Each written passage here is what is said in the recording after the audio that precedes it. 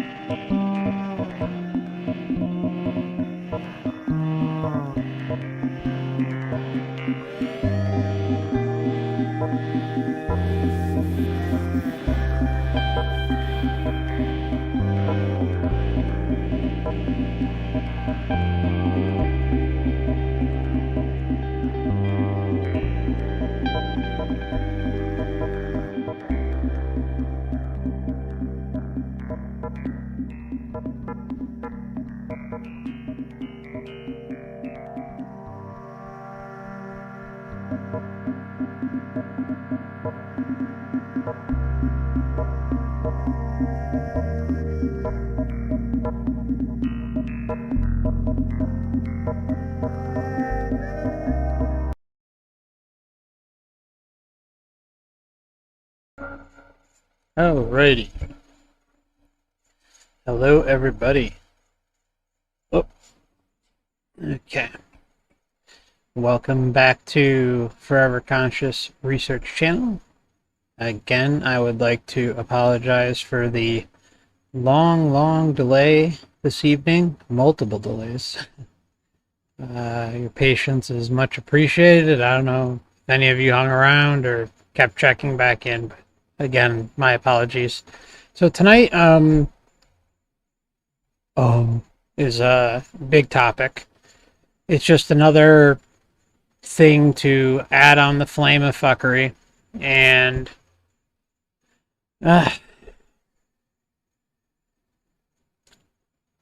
this one bothers me a lot because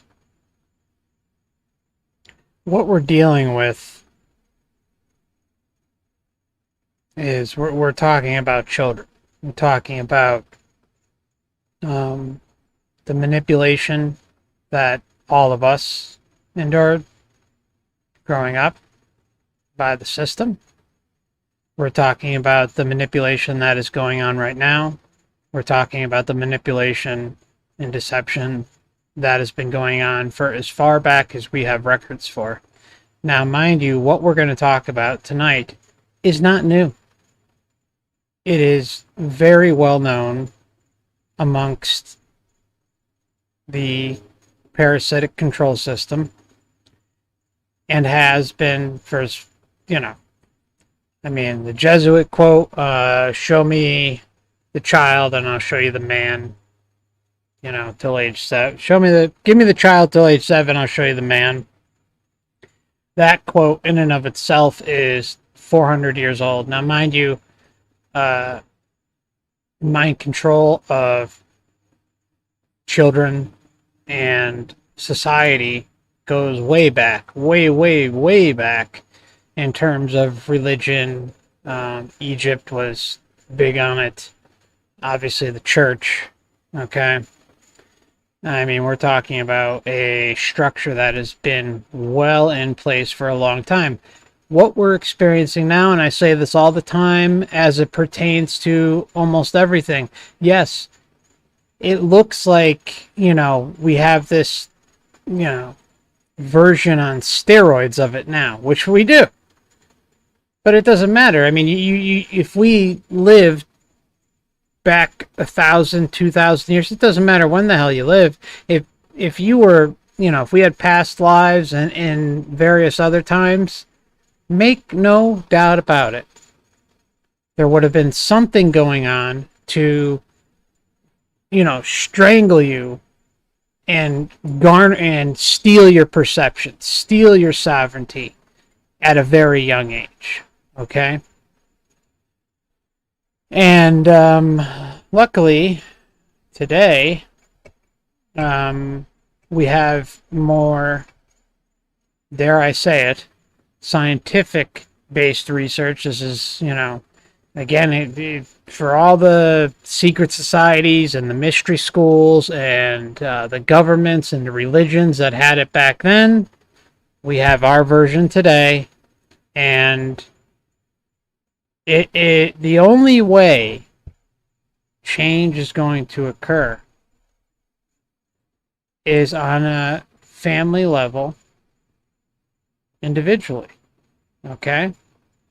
If you have children now, even if they're past the age of 7, this needs to be said. We're going to get into that a little later. But if you have children past the age of 7, please continue to listen because it's important.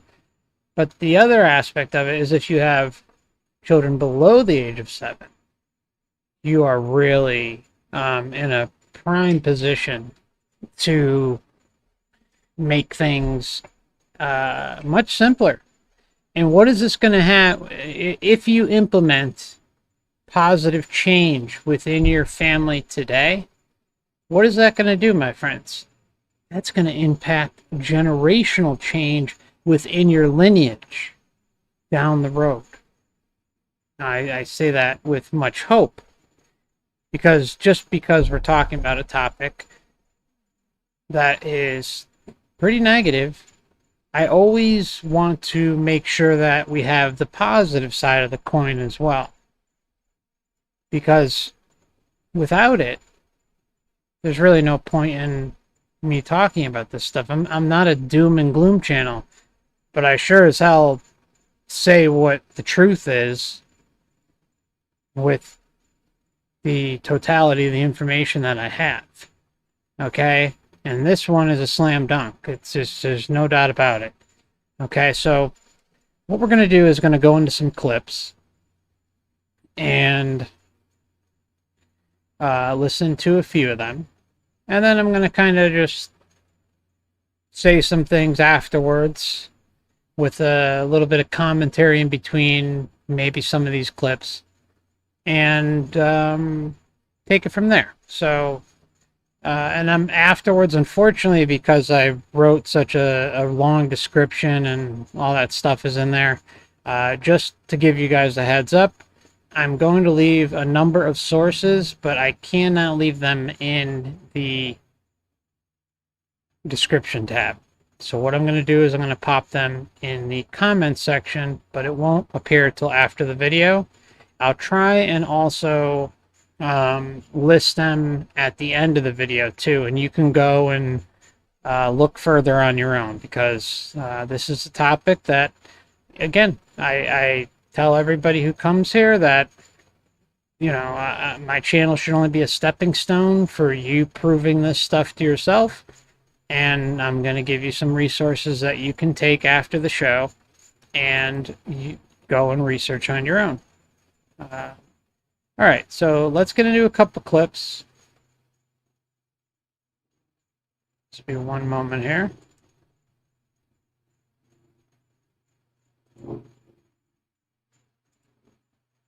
Oops. Come on. All right, this first clip is from Harvard. Yeah, we love Harvard, don't we? It's almost 4 minutes, so I'm probably going to play this one all the way through. So I'll see you in a couple minutes.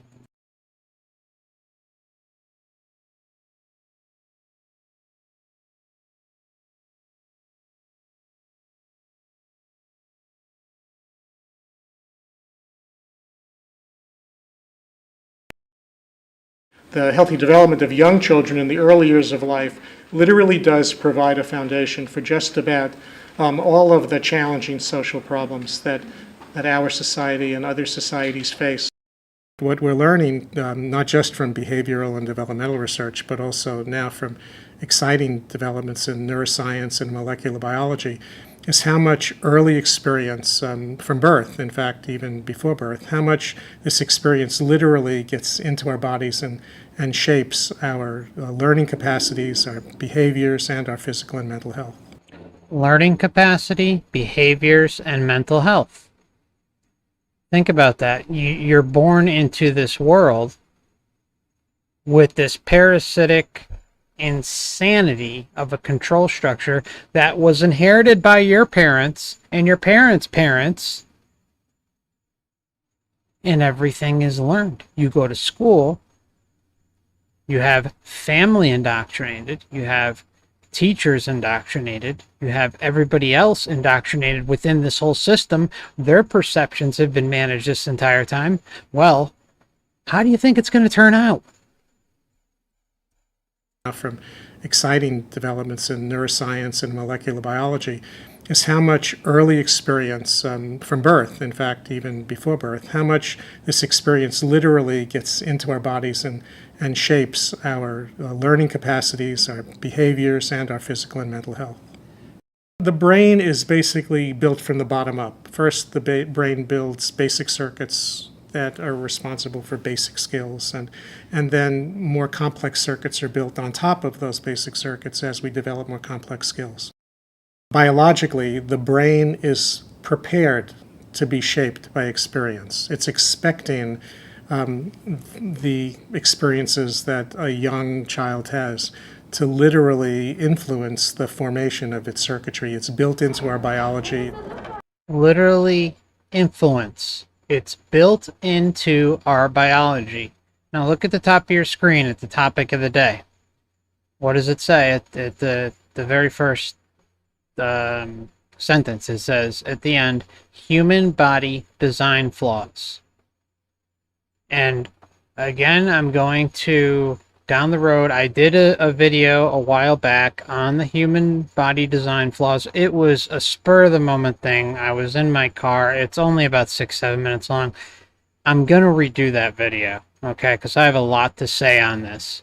And this is a big one on how our body is pre-wired and designed with flaws on purpose, leaving us prone to mind control and manipulation and deception, to no fault of our parents, to no fault of our parents' parents, to no fault of our family, or our extended family, our teachers. It's not their fault, but the change has to start with an individual within the family. That's the only way we can fix this. Because large societal change is not possible right now. But you can do your part to recognize how you were manipulated, how you were deceived. Just think about the majority of the people listening now have been listening and watching this channel for quite some time. And just think about all the deconditioning we each had to do over the years to get us to just where we are now. And let's not fool ourselves. We still have these things embedded into us in some form, okay? I mean, anyone who says otherwise is just fooling themselves, in my opinion, okay? I'm not going to speak for everybody, but that's just my opinion. We all have these things built into us, and it's those first 7 years where we are just taken advantage of. The interaction between genetics and experience that shapes brain architecture is embedded in the reciprocal relationships that children have with the adults in their lives. And by that we mean what we refer to as the serve and return nature of children's interaction with their adults. Development and the impact of experience on development is not a one-way street. It's a back and forth interaction. The brain is a highly integrated organ which has multiple sections that specialize in different kind of processes. So we have parts of the brain that are involved more in cognitive function, and other parts that are involved in processing of emotion, and parts involved in seeing and hearing.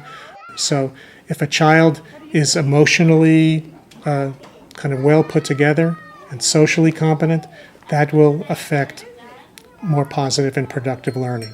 And if a child is preoccupied with fears or anxiety, or is dealing with considerable stress, no matter how intellectually gifted that child might be, his or her learning is going to be impaired by that kind of emotional interference. Okay. I mean, there's a lot to say here. I mean, again, I can't stress enough that you have to look at the world that you were born into, and you cannot discount everything that's happened in history.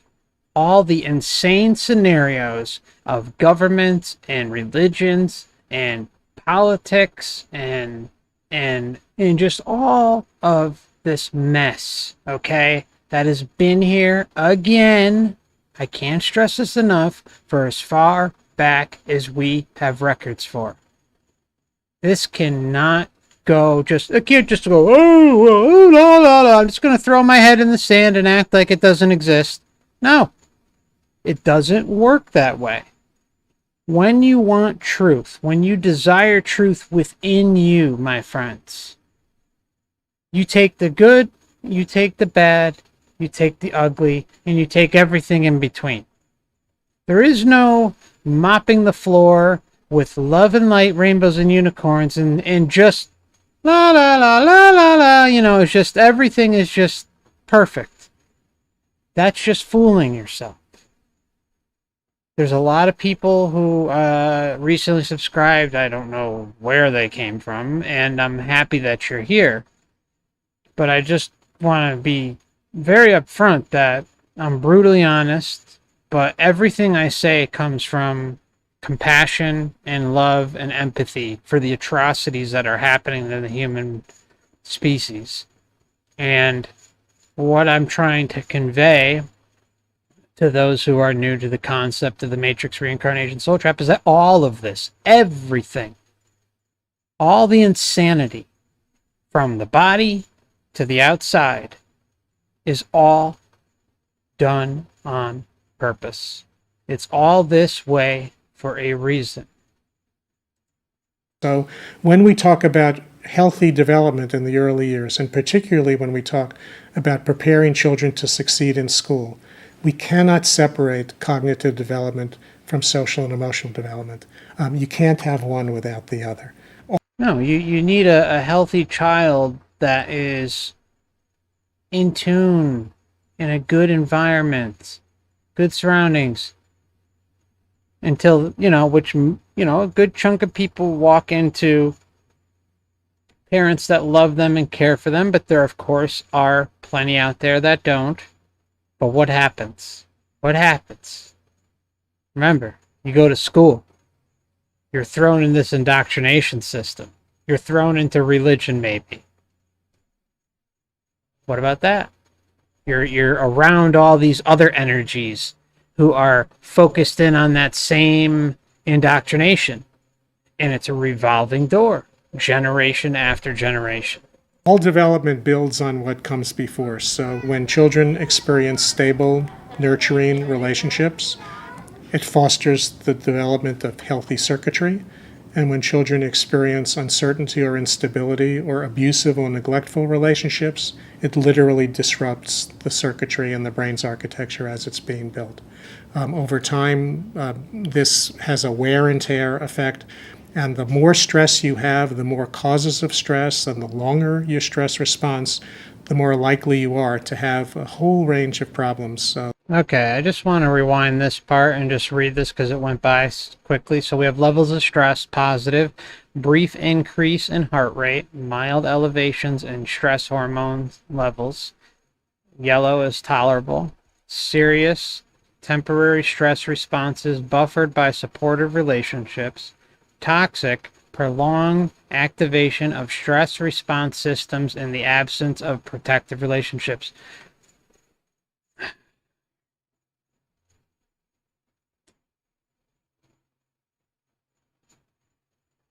What do you think kids are experiencing right now with this whole thing that we've been dealing with since 2020? Do you think that's been a positive thing for children? Do you think the war on terror was a good thing for children? Do you think kids going under their desks for the atomic bomb during school was a good thing for them?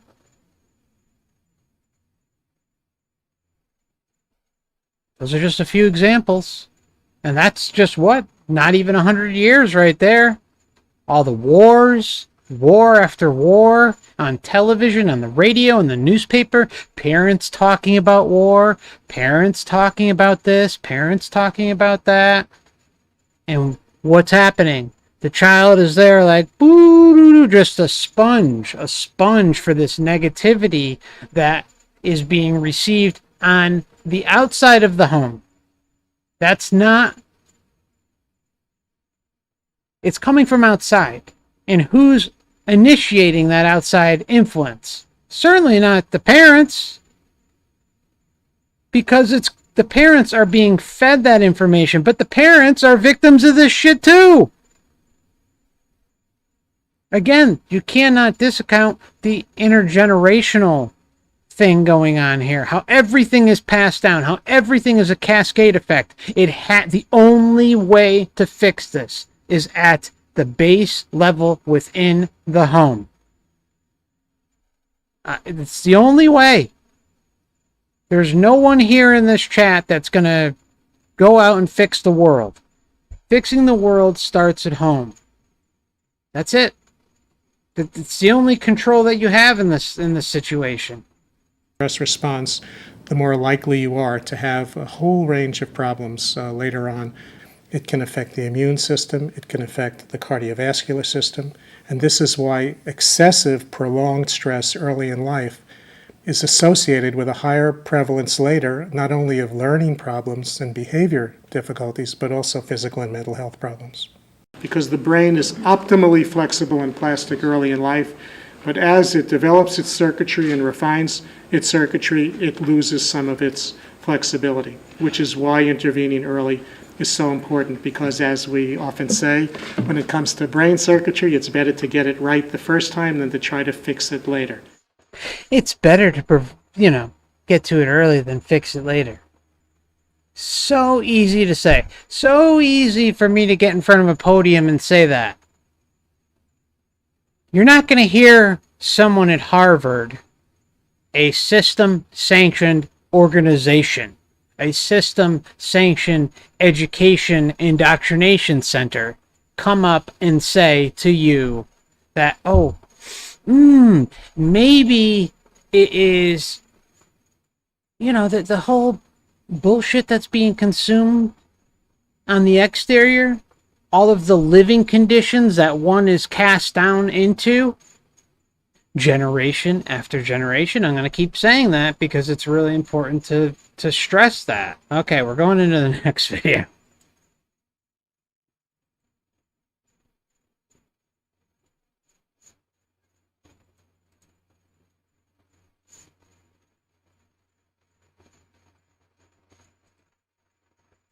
Hi, welcome back to another segment of This Ain't Your Normal Parenting Vlog.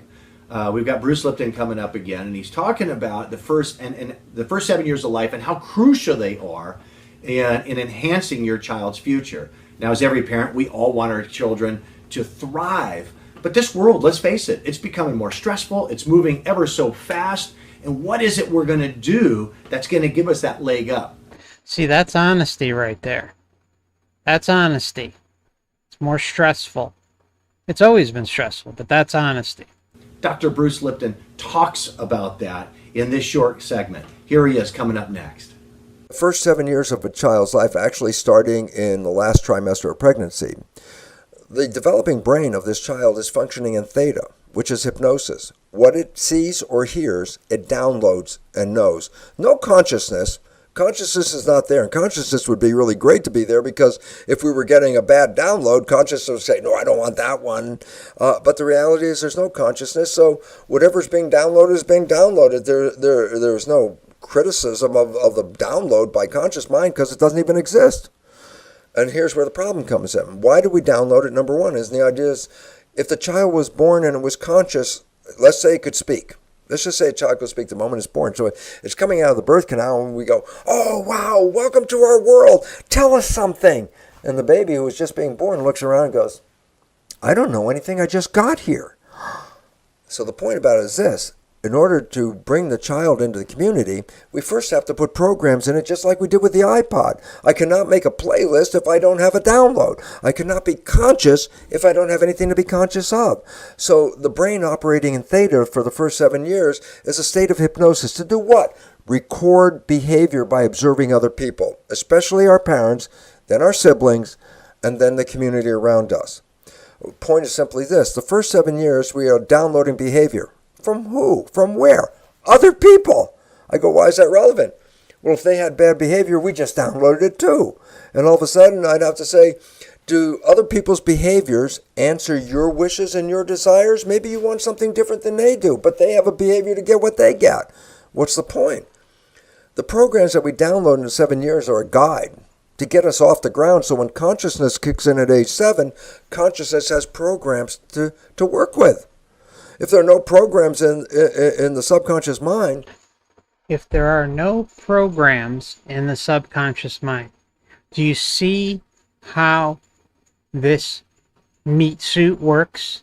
This design flaw of the human body works? It is purposely designed with flaws.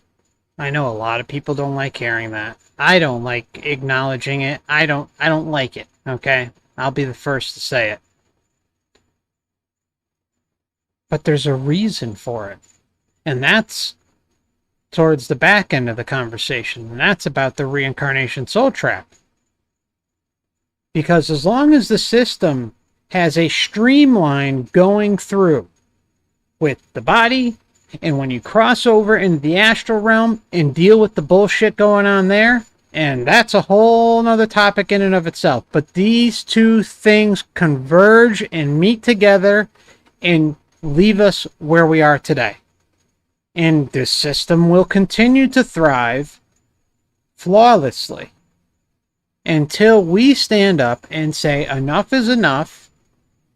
We don't consent anymore.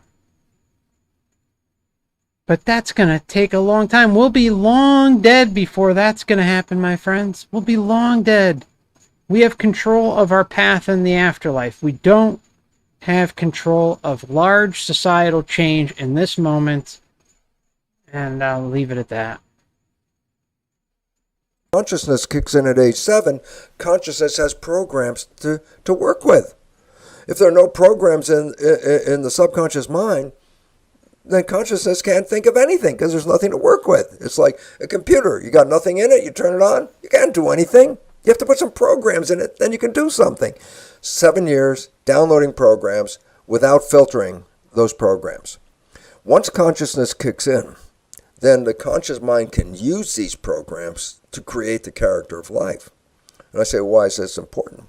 Create the Well, character. as psychologists will reveal, 70% or so of these programs are not supporting us. And in fact, they're disempowering, self-sabotaging, and limiting in their scope. Hear that? Hear that? There's 70% are self-sabotaging. And where are they coming from? Again, I will say, where are they coming from? They're coming from the outside control structure and being passed down generation after generation. I know I'm repeating myself, but this needs to be said because it's really, really important. So let's listen to Bruce. By the way, this is Bruce Lipton. Okay, why is this important? Well, as psychologists will reveal, 70% or so of these programs are not supporting us. And in fact, they're disempowering, self-sabotaging, and limiting in their scope. The significance, why is this important?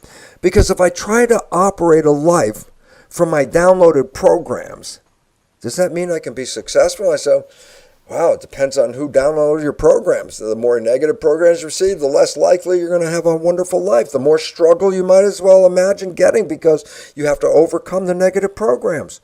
You have to overcome the negative programs before age 7. Before age 7.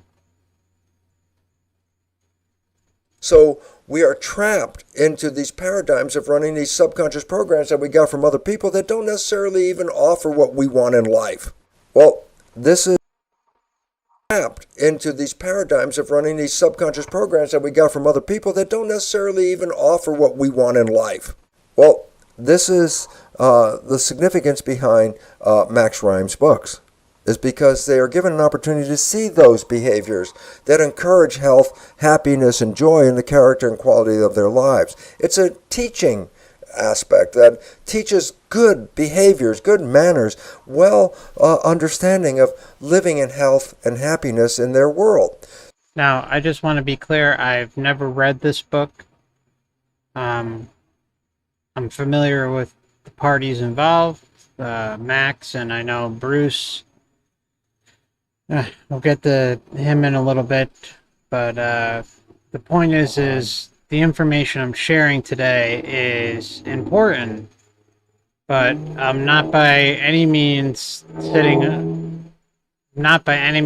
up here and saying go buy the book, because I don't know. I mean, it's probably a good book, but I just can't say anything about it because I haven't read it. But the whole point of this stream is to really hammer in that everything starts at the level with the family, with the parents, with the family surroundings. But then you're cast in the school. And that's a whole nother thing in and of itself. So, can the Max Ryan's book change people's lives? Well, absolutely, especially when youngsters under 7 start to get the story told to them. They download the story under 7. They're in theta. and they're recording the story as a behavior. And therefore, given a story of good behaviors, this story could be picked up by that child and utilized for the rest of their lives. Do I think this can happen, that Max Rhymes can change millions of lives? I say absolutely. The more infants and young kids that are exposed to Max Rhymes, the more they are getting behavioral programs that support their health, their harmony, and the evolution of the planet around them. The more people that expose their children to Max Rhymes are increasing their child's chance for a better, happier life, because the behaviors provided in those books are behaviors that encourage health, happiness, and community. Well, see, to me, that all sounds great. But again, I haven't read the book, so just putting that out there. That has to be said. You have to use your own discernment if you're planning to buy this book.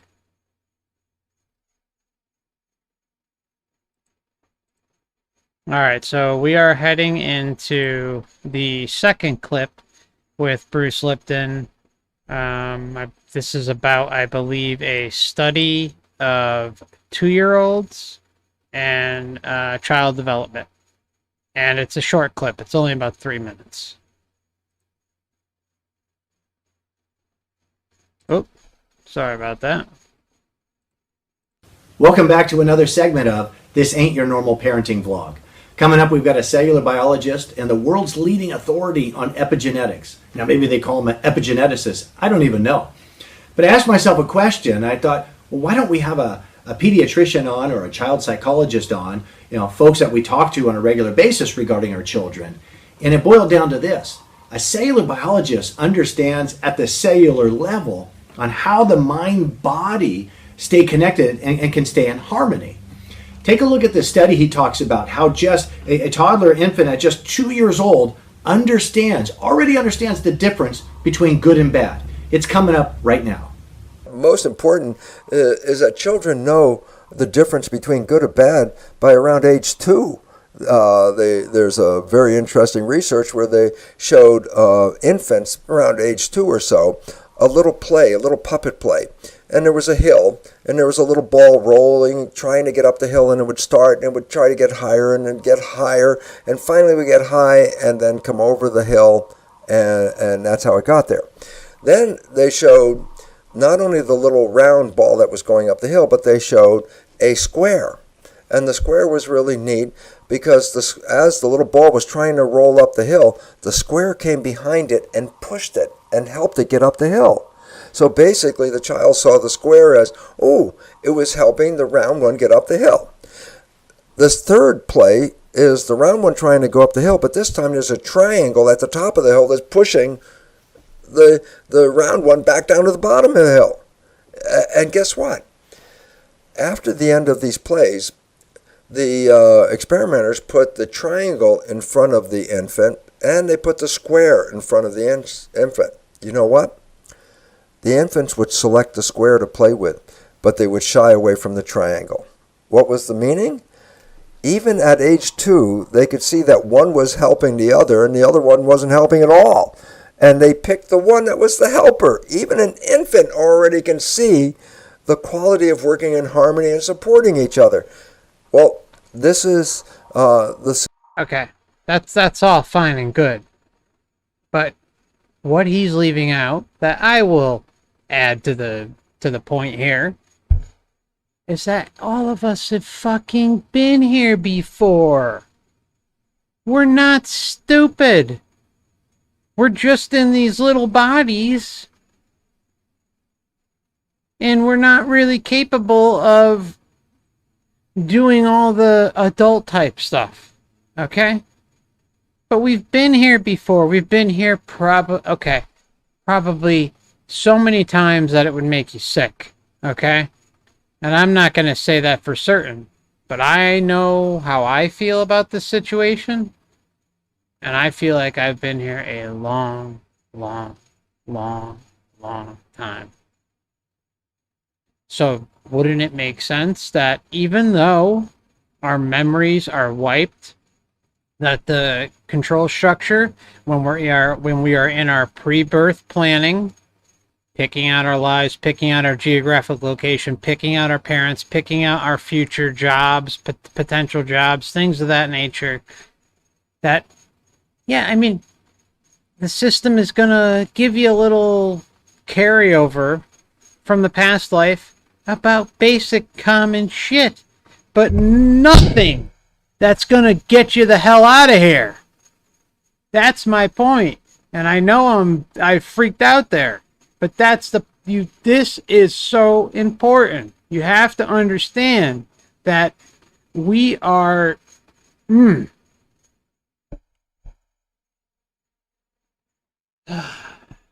I don't like freaking out. I don't.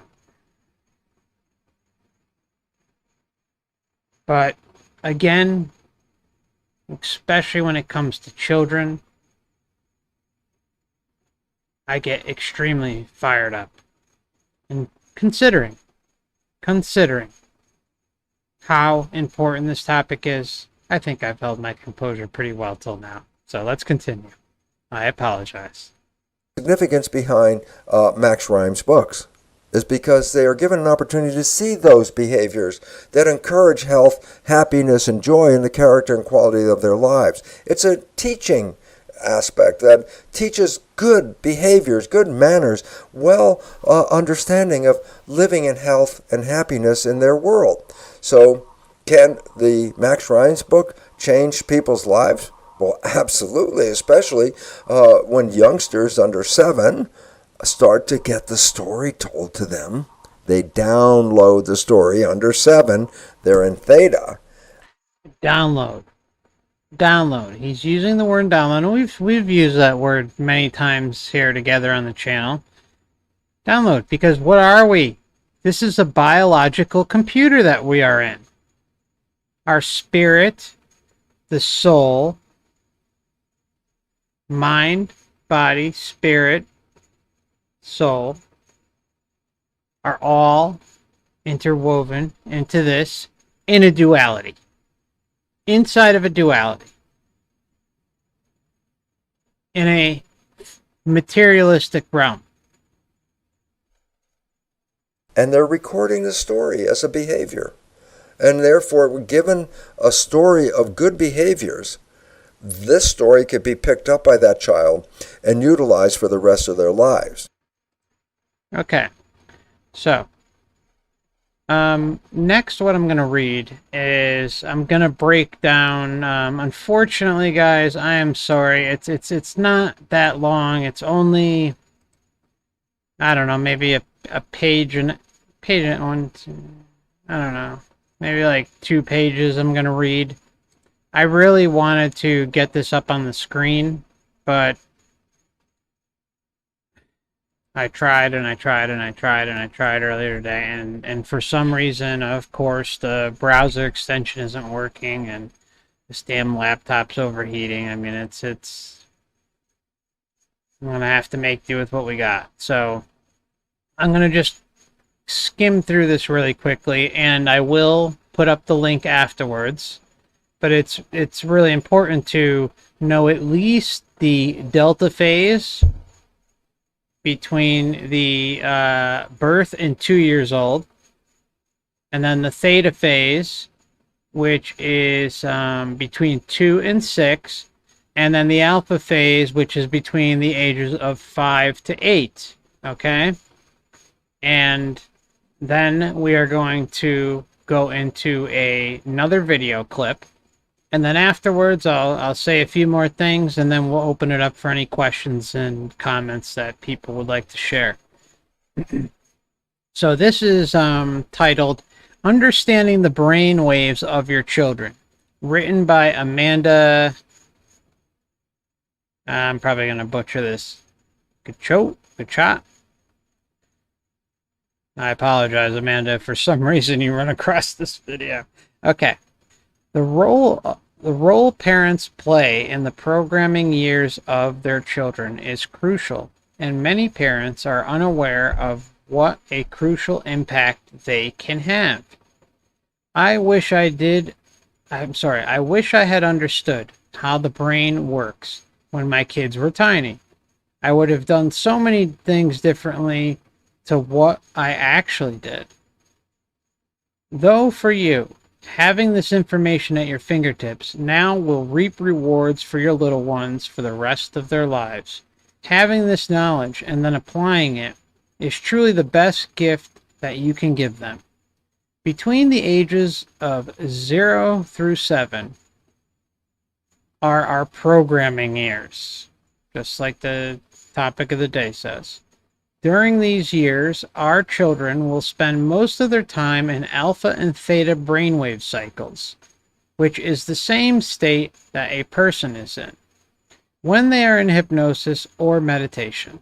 So you may want to imagine your little children walking around in permanent state of hypnosis, being programmed by the environment, open to suggestion, in a super learning state.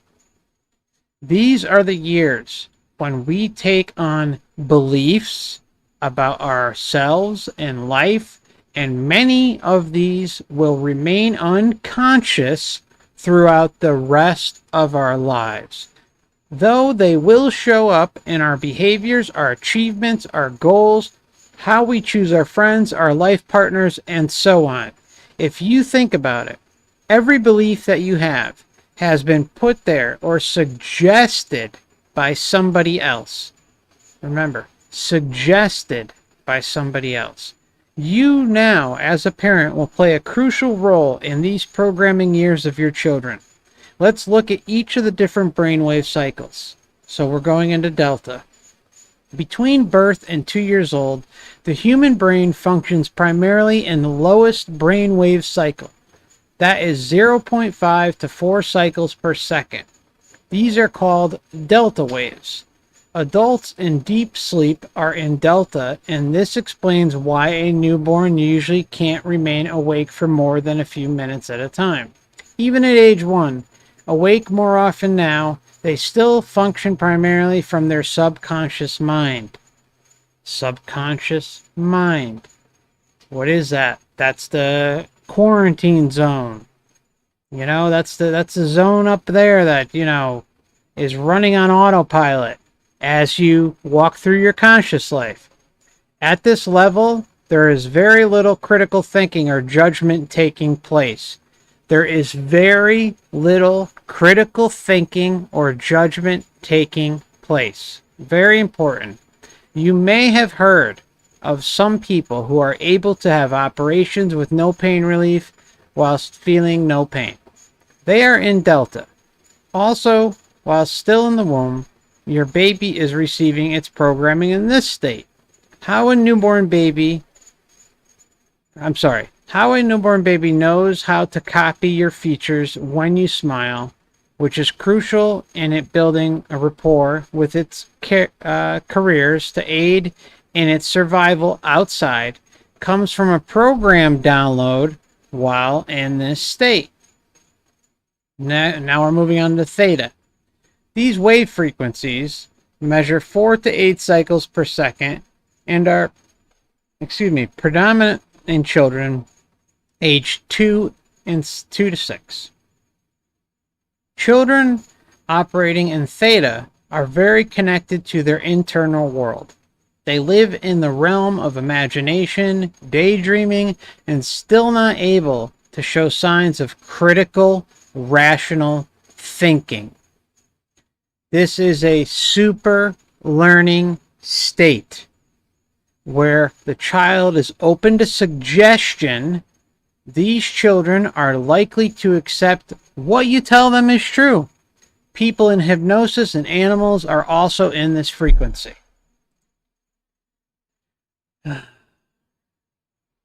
My friends, do you see what I'm trying to say here? Do you see how important this is? Do you see how every minute counts about what you allow your child to consume, what you choose to not allow your child to consume, what you are consuming and carrying on into the house that they are a beacon for? They are a sponge. The information is just being constantly transmitted to them, and they're sucking up every single moment of it, and they are not capable of critical thinking. But their subconscious is keeping it tucked away in a little cloud up in the ether. And after the age of 7, well, woof, that's all going to come tumbling down and on into when they're an adult. This is how important this shit is. This is really, really, really important stuff. Okay? I cannot stress that enough. And again, even if you don't have children, what this does is it explains how we got here. It explains how society got here, how each generation in your family got here, and how this has always been an issue in this realm. It is a huge problem. And the only way that we can instill change is at the base level with the family. I cannot stress it enough. This is the type of shit that we can actually make positive change on.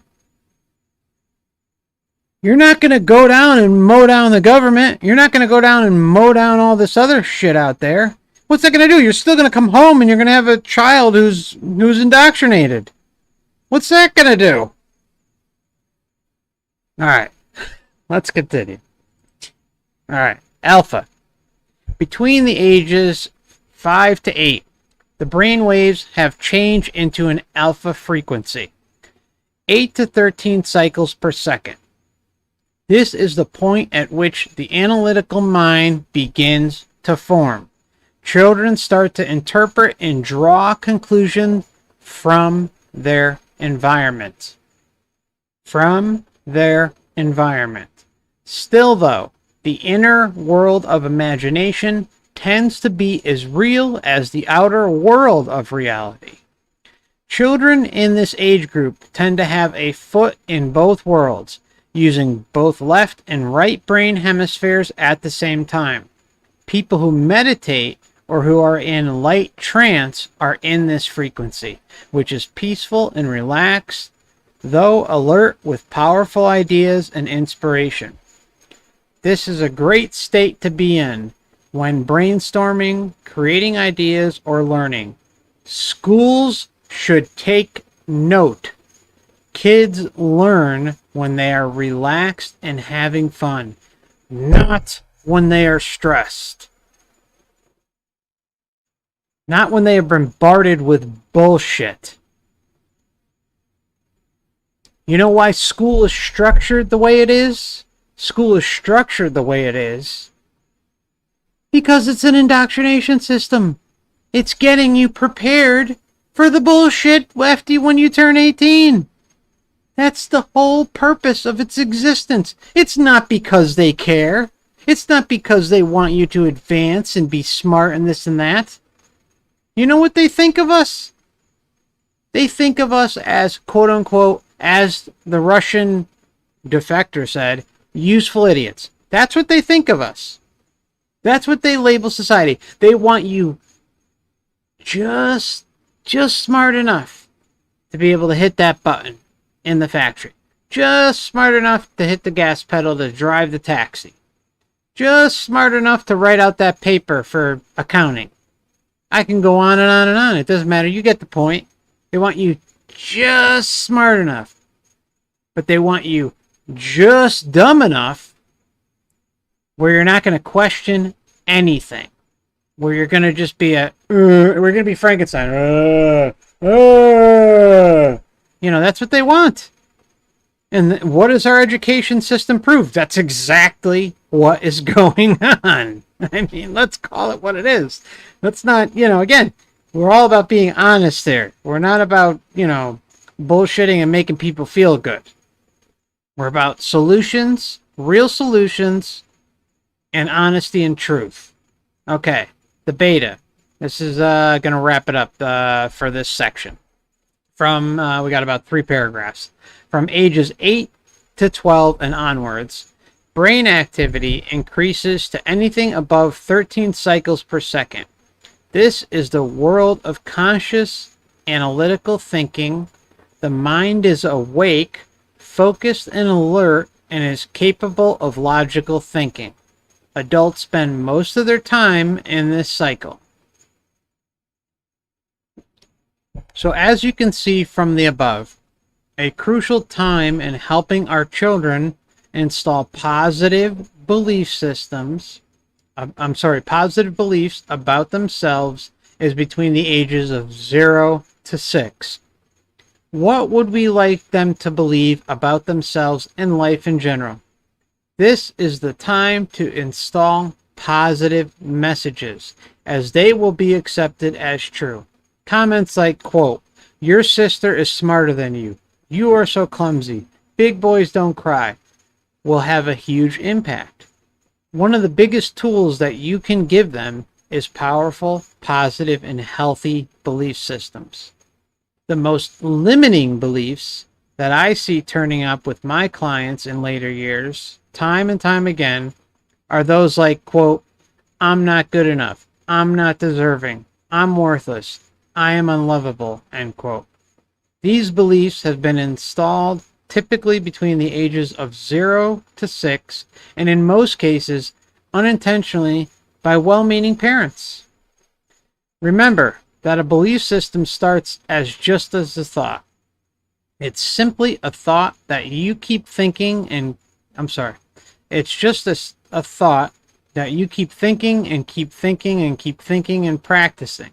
Eventually, what the thinker thinks, the prover proves, which means you will see evidence all around you to prove to yourself that your belief is true, as it's showing up in your reality. As an adult, look at what beliefs you may have of yourself. As a child, you had to think something in order to experience yourself. Lastly, you could have thought anything and what you settled on. You just practice and practice, but it's just a story you've told yourself. It's not true until you made it so.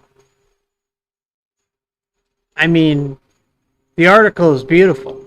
It's short. It breaks it all down, the phases, and I am going to make sure that I include that link again.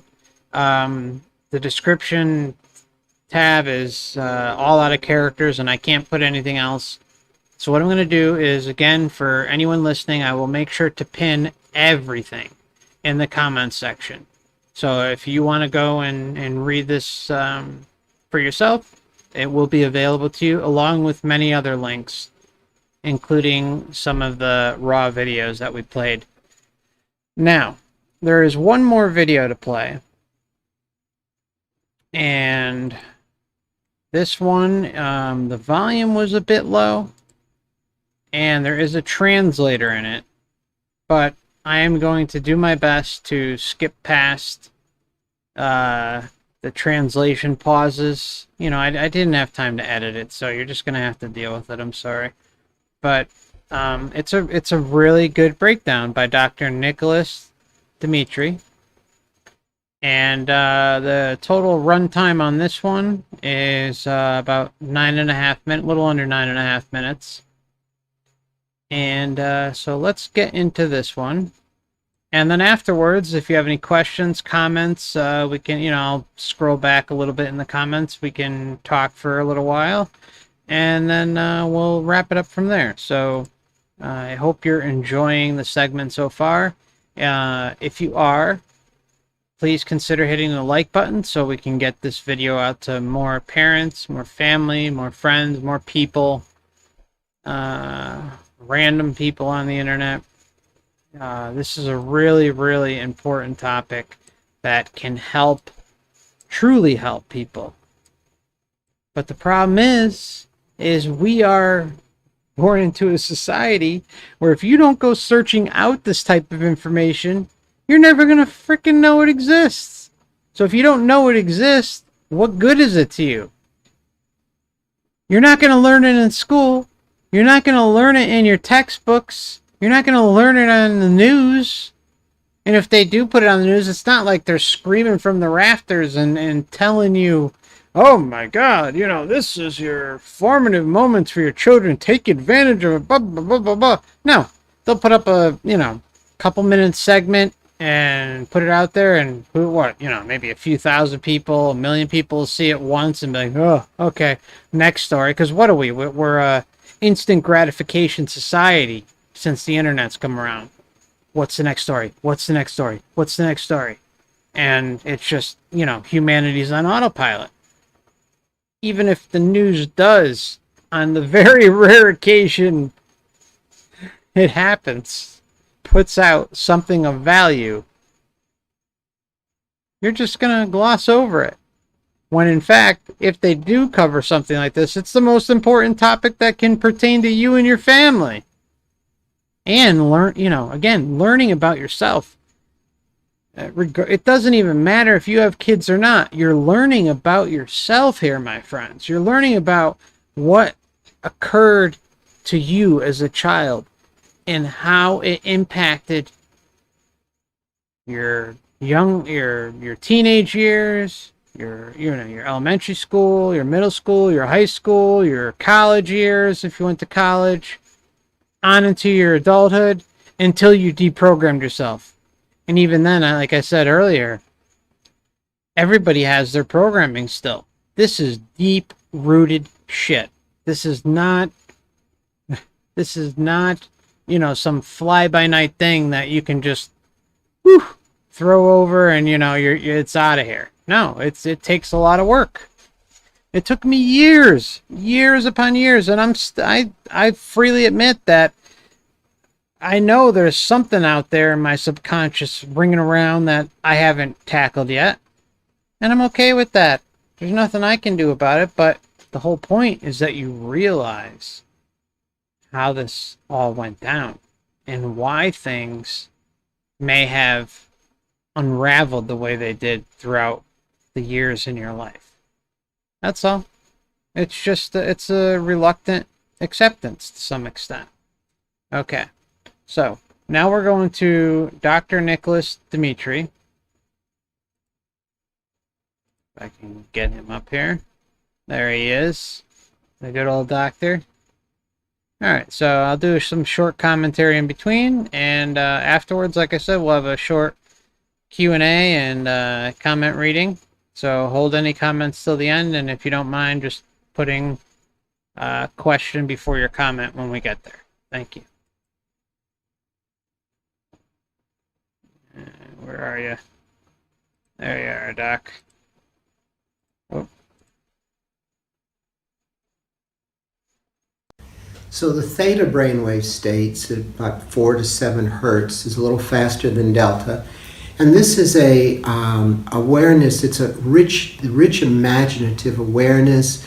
It's the state of lucid dreaming, the storytelling, mythology, the play of children, and how they can really connect beyond what they see physically to what is behind emotionally as well as energetically. So this ability is very, very rich within the young child, but not so much in the adult parent taking care of the child. Oké, tehát a téta állapot a gyermekekben a hét álmok gazdagás történik meg ebben az állapotban, és képesek arra, hogy bármit ez imprint, this informational field that they receive from their parents. It's the quantum field contains memory, information, and that field of energy they begin to imprint from their parents and their environment and their school setting.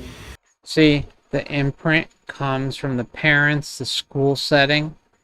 You can see, again, like I've been saying the whole video, how this is passed down generation to generation. The only way to nip it in the bud is on you. Parents who have children right now. Even if they're over the age of 7 or 8. We'll get into that right after this video, I promise, because you still can help and aid in their development. It's just a little harder, that's all. But it is possible. And we'll get into that in a little while. Which then begins to give them a certain perspective on life.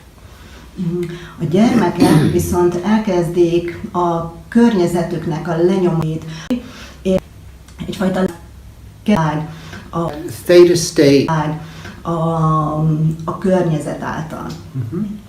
And that theta state is a state that allows the child to still feel very connected to their soul and to the energy and light within them and around them. A téta állapotban a gyerekek még nagyon kapcsolódottak a lelkükkel, az egész világgal, ami körülöttük van. So they are very connected and what else? Yeah, they're very connected to the spiritual essence within everything. Tehát gyakorlatilag mindennek a spirituális eszenciája kőben is. Their fellow there. They are very connected to their spiritual essence. Excuse me. And that's what we talk about all the time on the channel, my friends. We talk about the spiritual essence within you that has been lost. And all we are trying to do, most of us as adults, is trying to regain that hold, regain our true selves, find ourselves again. Understand that we deserve sovereignty. We deserve to confront this parasitical system at the time of death and say, no, I am not going to deal with this again. I am asserting my sovereignty, and nothing is going to tell me what the hell to do. I know I come off strong, but trust me when I say it, my heart is in the right place. I care. Maybe even too much. I don't know. But I get fired up. And the reason I say these things is because I'm fired up. The reason I go off sometimes is because I care so much. We have to, when is enough enough? When are we going to sit here and realize and be honest with ourselves that we are inside of a system that you cannot please? You cannot please this system. You can be a freaking saint, okay? And not one of the pedo saints, okay? A real saint who walks the walk, talks the talk, does all good things in life. And you know what? You're going to go to the afterlife and they're going to find something wrong. They're going to find something to ring you up on and guilt trip you on, and then you're going to end up back here. And you're going to lose your sovereignty all over again. And then guess what? Your mind's going to be wiped all over again. You're going to go through this whole process all over again. And who knows when you're going to regain your faculties again. This is how sick and twisted this system is. And it's really important, again, that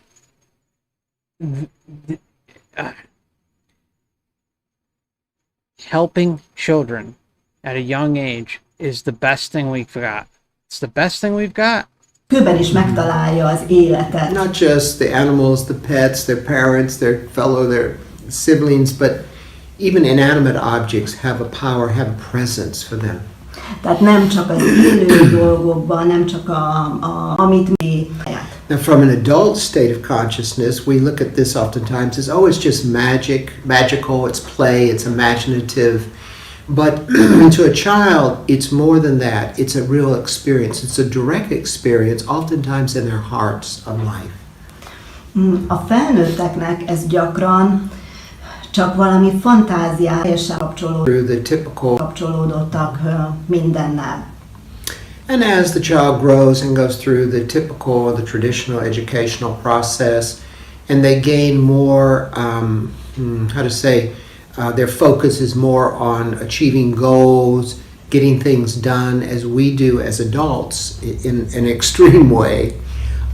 they start moving from theta to alpha state, which is a relaxed state, kind of like what we feel when we're at the beach and we're relaxed, about 8 to or 7, 8 to 13 hertz, so a little faster brainwave activity. És aztán, ahogy a gyermekek növekszenek, ugye bekerülnek az iskolába, a figyelem áttevődik az eredményekre, akkor szépen lassan átkerülnek az alg, ez az meg egy már. So they slowly, very slowly start moving toward what we call fast brainwave activity, beta wave activity, which is much higher, and it's more focused on problem solving, like we have as adults. We're pretty much focused on that most of the time. És szépen lassan elérkeznek és átmennek a béta állapotba, amiben megoldok a Beta activity. a kompetenciáról. And when we move more into beta activity, we move more into time and out of the here and now, the eternal now, which is more in the theta state. És minél inkább a béta állapotban vagyunk, annál inkább elveszítjük az itt és most jelenlétét, ami a tétához kapcsolódik. So we as adults, we're always plotting and planning and projecting the future, and we're caught in this kind of narrow way of perceiving the world and each other. It's narrow because you were most likely not allowed to be yourself. And that's because of the cycle of indoctrination that has been passed down generation after generation, epoch after epoch. It's to no fault of your own. It's to no fault of your parents. It's to no fault of your parents' parents and parents' parents' parents. I mean, we can go on and on and on. There's no one to blame here because you walked in, you were born into a situation that wasn't ideal. The hard part, the very hard part in all of this is linking it with the control structure and why it's in place. Why is this happening? Why? That's the question that always needs to be asked. Why is this happening? And here on the channel, that's what I'm trying to explain. I'm trying to present it. I know I get fired up. I know I get crazy at times. But what I show here, I know my videos are long, but what I show here is stone cold proof of a parasitical structure controlling humanity, controlling your spirit. The soul is an attachment that clings to you, and everything is here in an effort to get you to comply. Not just here, but when you cross over on into the afterlife. And there is only a brief moment where you can take advantage and declare your sovereignty and say enough is enough. The love and light, rainbows and unicorns NDEs, the hell-like NDEs, all this stuff. It's put in place for a reason. People come back for a reason and share these stories. Whether that's in their life script or not, I don't know. I can't say for certain, but it sure seems like it. I mean, NDEs have been absolutely huge in recent times. But we also have ways to jumpstart the heart. A thing that we didn't have for many years. And we can go on into another topic about how society was like a reset not that long ago. And when I say not that long ago, I'm talking a while ago, but still not while we were alive. But the point is it happened. Just think about the progression that society has seen in such a short amount of time. All this technological progression in a short amount of time, and we're going to sit here and seriously say to ourselves that it was natural, that it happened this way for a reason. No. There is some sort of carried over technology from a not so long ago reset on human society. I mean, just the founding of the United States is not that long ago. There was probably something even in between there that doesn't make sense. And there's no way for me to sit here and say a definitive date. It just doesn't make sense. That's what I'm saying. It doesn't line up. It doesn't add up. That's all I'm saying. I'm not saying I'm going to sit here and pronounce dates and times and definitive answers, because I don't know. I'll tell you when I don't know, but I'll tell you when I know, too. When I'm very in tune with something and know what's going on. I don't expect anyone to just buy it, but there was some sort of reset not that long ago, and we've made such strides in technological evolution that it defies logic. It makes no sense. Mi felnőttek folyamatosan rohanunk a dolgaink után, ami egyfajta stressz állapot is egyben. Tudunk a önmagunkról, a lelkünkről. And quite often when we become adults, if we want to return to this spirituality, this here and now philosophies, and so on, we have to undergo processes to open and awaken some of those brainwave states again to get in access with our soul. És amikor felnőttként újra össze szeretnénk kapcsolódni magunkkal, a belső lényünkkel, a lelkünkkel, akkor újra kell tanulnunk ezt az egészet, megtanulni, hogy hogyan vegyük fel tudatosan a kapcsolatot. Ez teljesen természetesen. And if we can recognize the ways in which they express their spirituality, then we can encourage them to keep open those doors that will allow them access to a lot of abilities and resources that otherwise they would lose through the traditional educational process, for example. You hear, that's a positive message. That's a good message. That this, from what I can tell, this guy seems like someone who wants to help. This is an individual out there who's dedicated his career to helping people, to helping children, to stop this cycle of insanity. Because that's what it is. It's a cycle of insanity. And it needs to end. But it's not going to end until people wake up and say, finally, enough is enough. És ahhoz, hogy a gyermeket segíteni ezt, keep this. Then they get to stay open and have more resources to work with in themselves. Tehát akkor nyitva tartják ezeket a csatornákat, és sokkal több erőforrás. Connected. És mi magunk, és sokkal több erőforrásuk lesz az életben. And we stay more connected. És mi magunk is sokkal összekapcsolódottak with the same awareness in ourselves. Azzal a tudatossággal. Okay, so that's going to wrap up that. That's the last of our video segment. So I want to just say how important those each and every one of those were. I mean, it's if you came away from this segment or all these segments not learning something, well, you're on the wrong channel. But it's all about informing people, showing a step at a time, a little bit at a time, a little bit at a time.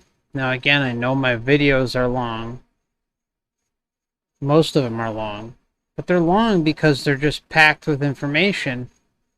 And this is not the type of topic, specifically the Matrix Reincarnation Soul Trap. It's not something that can ever be learned overnight. You got to hang in there. and you got to take initiative on your own and go out and learn this stuff for yourself. I want anyone anyone to put my feet to the fire, and we can have a conversation about it. I'm fine with that. But it requires some digging. It requires a lot of time, and I'm going to say at least a year or two, at least. And if you don't have an amount of time in your schedule where you are seriously able to dedicate this, it could take longer.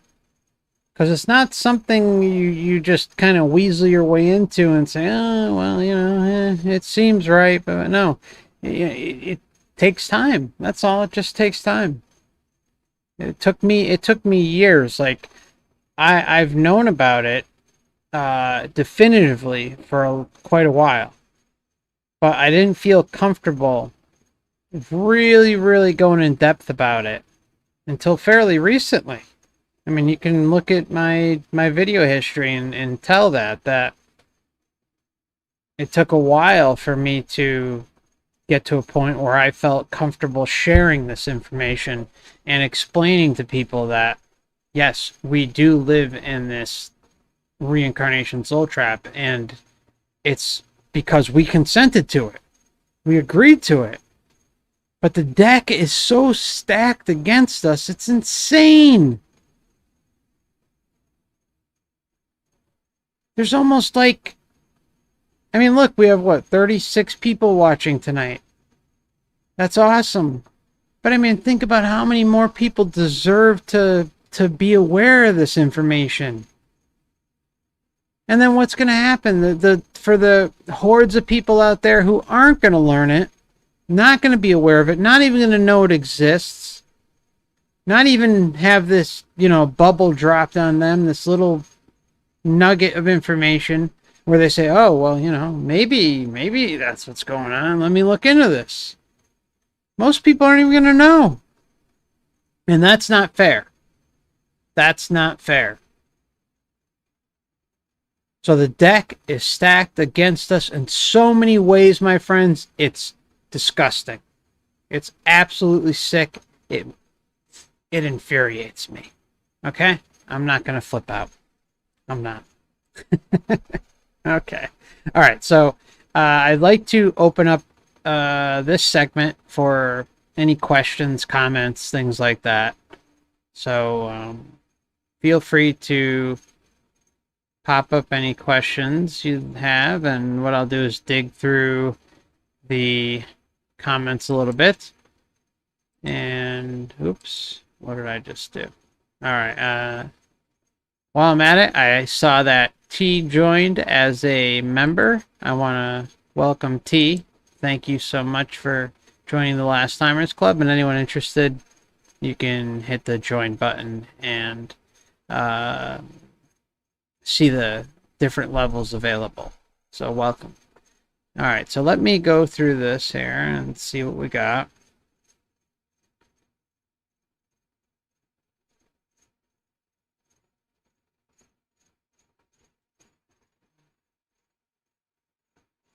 Okay.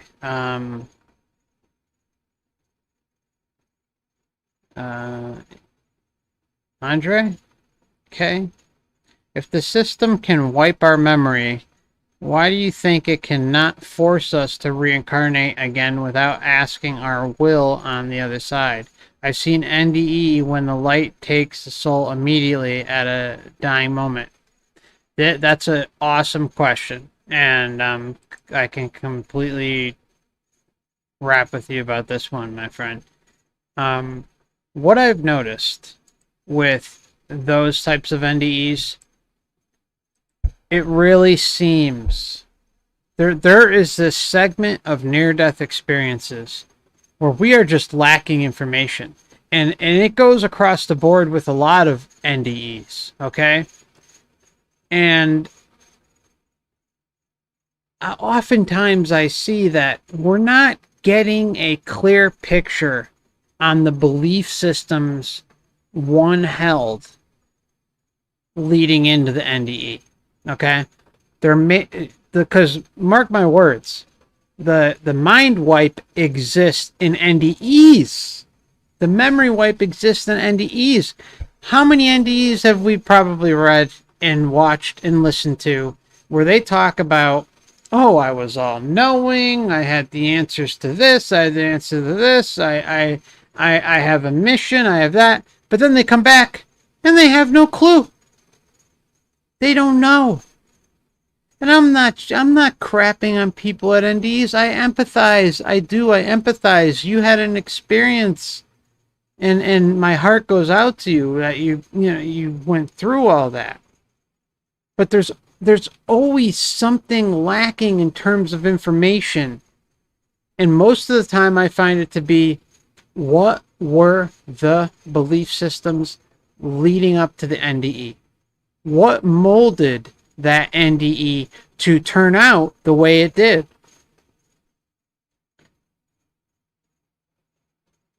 Now again, when we have the people who say they were all knowing, they're on a mission, that they had to go back for this, they had to go back for that, there's something missing. There's a memory wipe even going on there. If one of the prime examples that I put on my channel, my friends, that wasn't that long ago, I think it was, I don't know, maybe about 3 weeks ago, 2 weeks ago.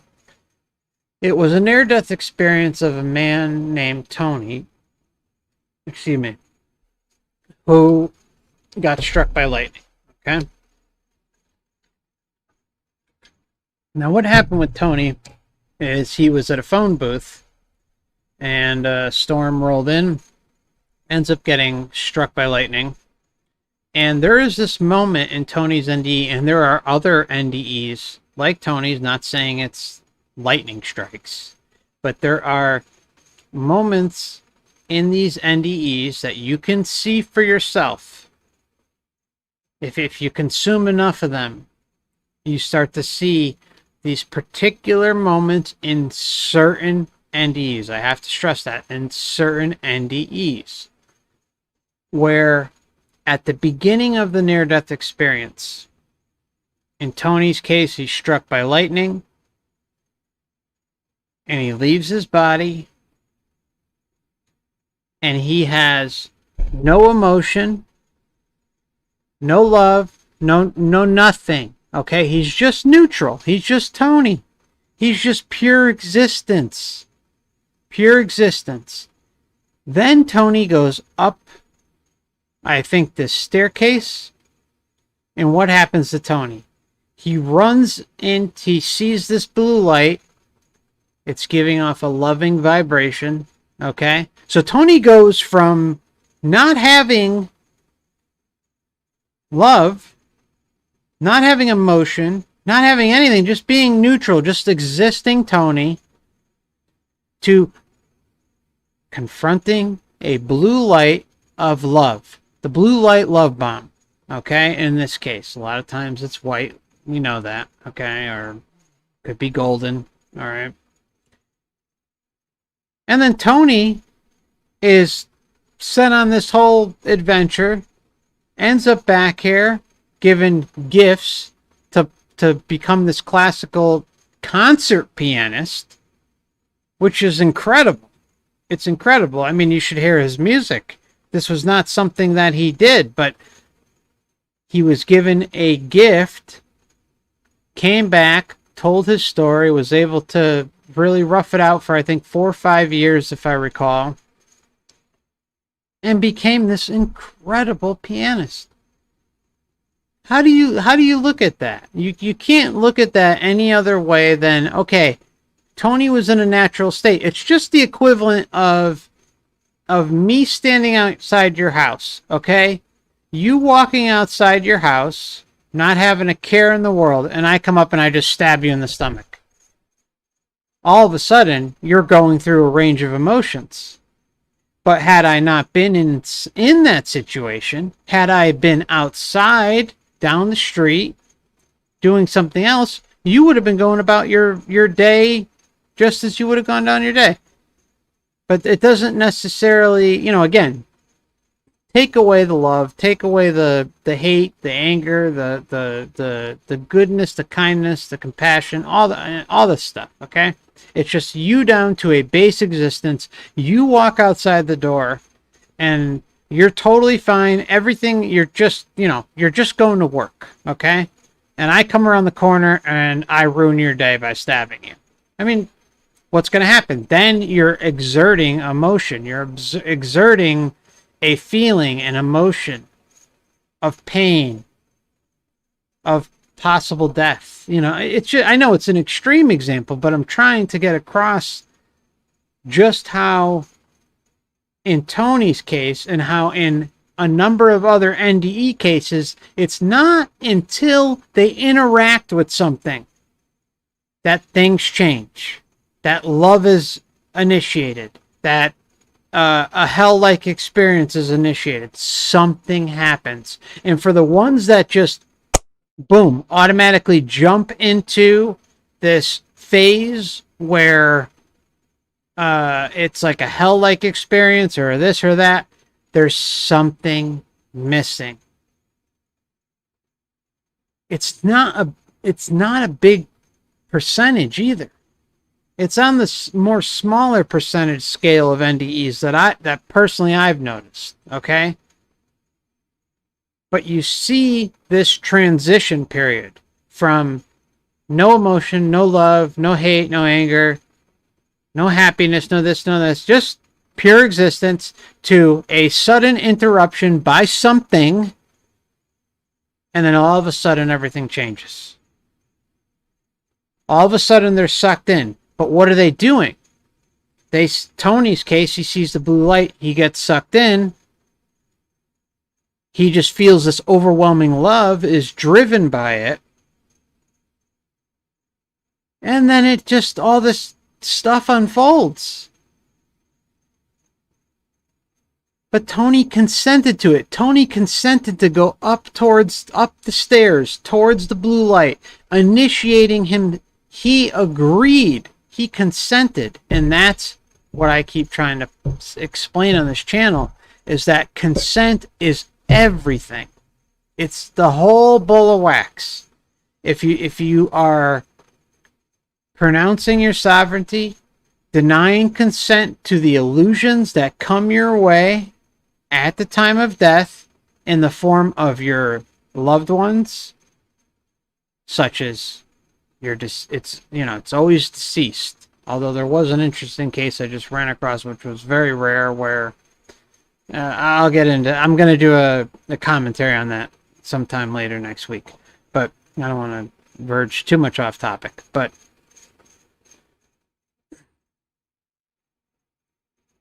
all right, I kind of lost track of my thought there.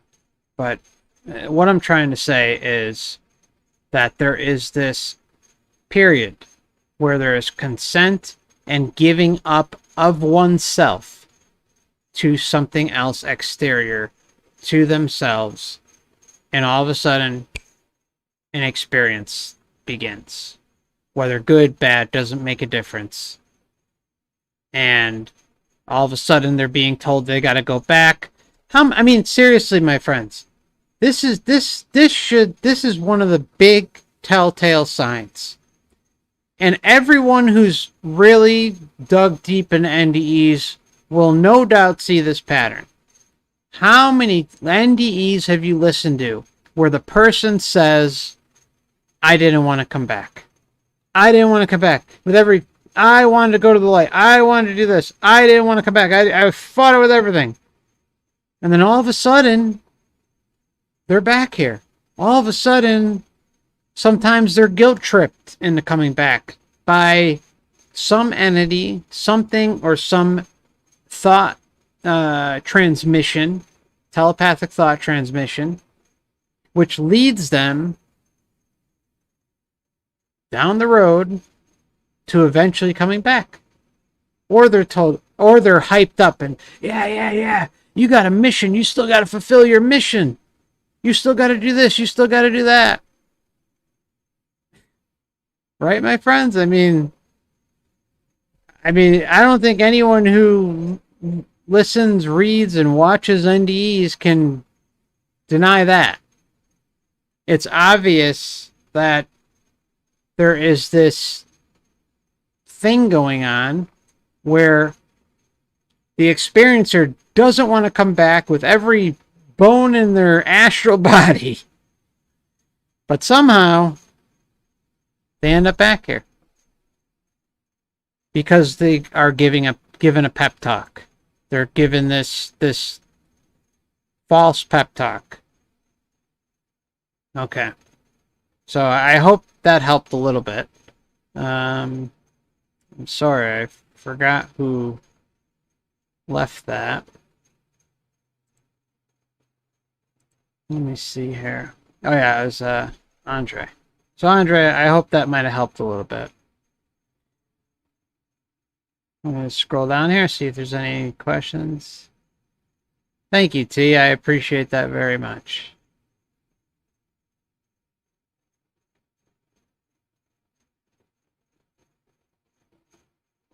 RR says, how do you resist the trap on the astral? Is it an offer to contract or just refuse? I think I just covered that pretty much, but just to be completely upfront about it, it's all about consent.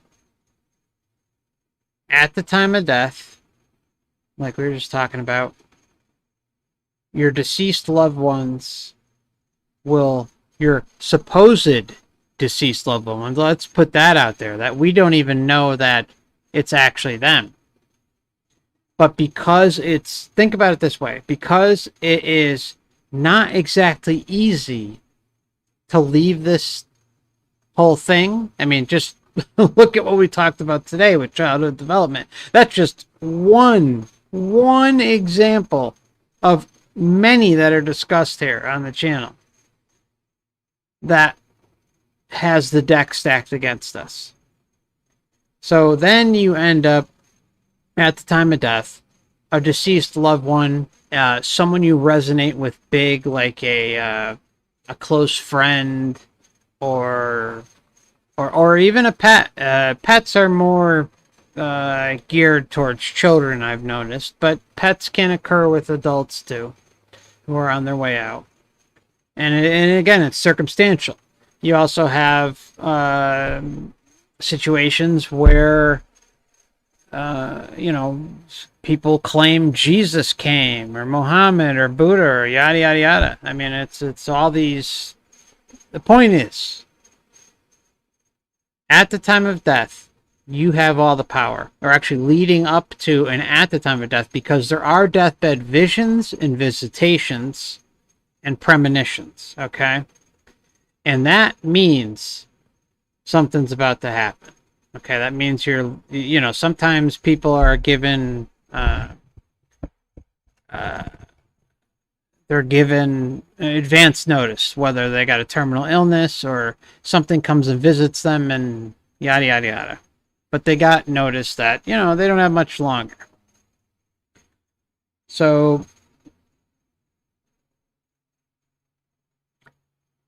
when you're reaching the point of a deathbed vision visitation, and at the time of death, something that you were highly connected with is going to attempt to bring you with them. And it might not be at the moment of death. It might there is also this prep class going on too that I noticed. And again, that's the deathbed visions and visitations, where like they're massaging you, getting deep into you and saying, okay, I missed you, this and that, blah blah blah blah blah. I love you, blah blah blah blah blah. And their objective is to get you prepped up to cross over. So you get to the point where you're dying. The deceased loved one comes. Deceased loved ones may even come, or whoever. Doesn't matter who it is. It just doesn't matter at all who it is. The point is something is going to come that resonates deep within inside you it during large portions of your life. Okay. And oftentimes they'll look young and vibrant like they did when they were, possibly could be your wife, your husband, when you guys first got married or first started dating. Not like, when they died and were in pain and all this other stuff. They look amazing most of the time. I'm not going to say all the time, but most of the time that's what it seems to be. And then their job is to carry you off into the light. For you to just submit. Just blindly submit and just go along with the show and head on off to the light where your memories are erased. You go through the life review and then you go through the whole soul classes again, which was covered in my work with Destiny of Souls, Journey of Souls, from Michael Newton's past life regressions, which are extremely revealing and blatantly obvious that there's deception going on there. And then you're recycled back here. I mean, so it's all about you, me, everybody here denying consent to tango with any of this stuff at the time of death. That's really the bottom line. That's the really, really base premise of all of this, is that the creator, and again, there's no worshipping of anything. No worship. There is some universal law where we were given the ability to consent. The ability of free will. But, as I've said many times on the channel, my friends, that consent does not need to be achieved morally, ethically. No, it doesn't matter. It's all about, as long as I can, if I could come out today to your home and extract a consent out of you, it doesn't matter how I do it. As long as you give it to me, all is good. I'm talking about if I'm in some astral, I run some astral world, The point is you have to give that consent. So you don't give it. You don't fall for the tricks. I would say 99.9% of the time, unfortunately, our family members have been recycled back in here, into this system. Because how many people truly figure out what the system is all about? It's hidden for a reason. They don't make it easy to find. This took years and years and years upon research. And now I'm just trying to show some shortcuts. And I, again, insist that everybody do their own research. I don't expect anyone to believe a thing I say until they go out and do their own work. So I hope that helped. Consent is everything. But we made agreements to come here. So that's why things are so dicey now, and that's really, really important to remember that, well, we we consented and we're in a body. So we kind of got to go along with the show until our body expires. That's why there's really no get out of jail free card with the option to consent or not consent. It's all about learning your way out of here. Learning. Asserting that sovereignty, denying consent once you reach this point, and making the best of what you can while you're still here. Okay, so I hope that helps. It's a long answer. All right, I don't know how many of you guys will stick around, but we're approaching on almost 2 hours. I'd like to talk a little bit more, but I've really got to take a break and refill my water. I'm getting pretty parched here. So I'll throw up the clock briefly. It's about 5 minutes, but I probably won't take that long. So if you guys want to stick around, I'll come back for a few, and then we'll wrap it up. So we'll probably go for maybe another half hour. So I'll see you back here. You'll see a countdown timer pop up on your screen. See you in a moment. Thank you.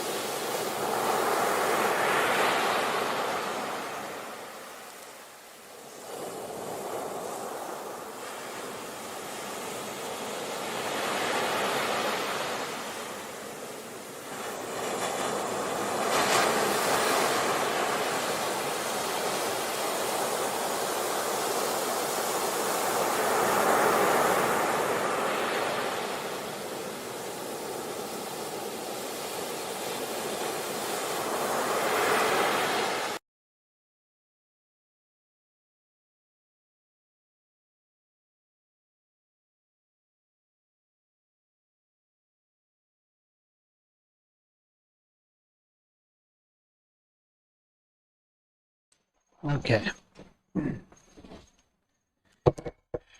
Alright. Chat's moving pretty quick. But I caught a couple questions while I was... Oops. Sorry if there was echo there. I caught a couple questions during the break. I'm going to just get to them. And I just want to say I apologize if I can't get to everybody's questions. I try to answer in order, but it just moves so quick. It's kind of difficult. So, I'll do my best. Okay.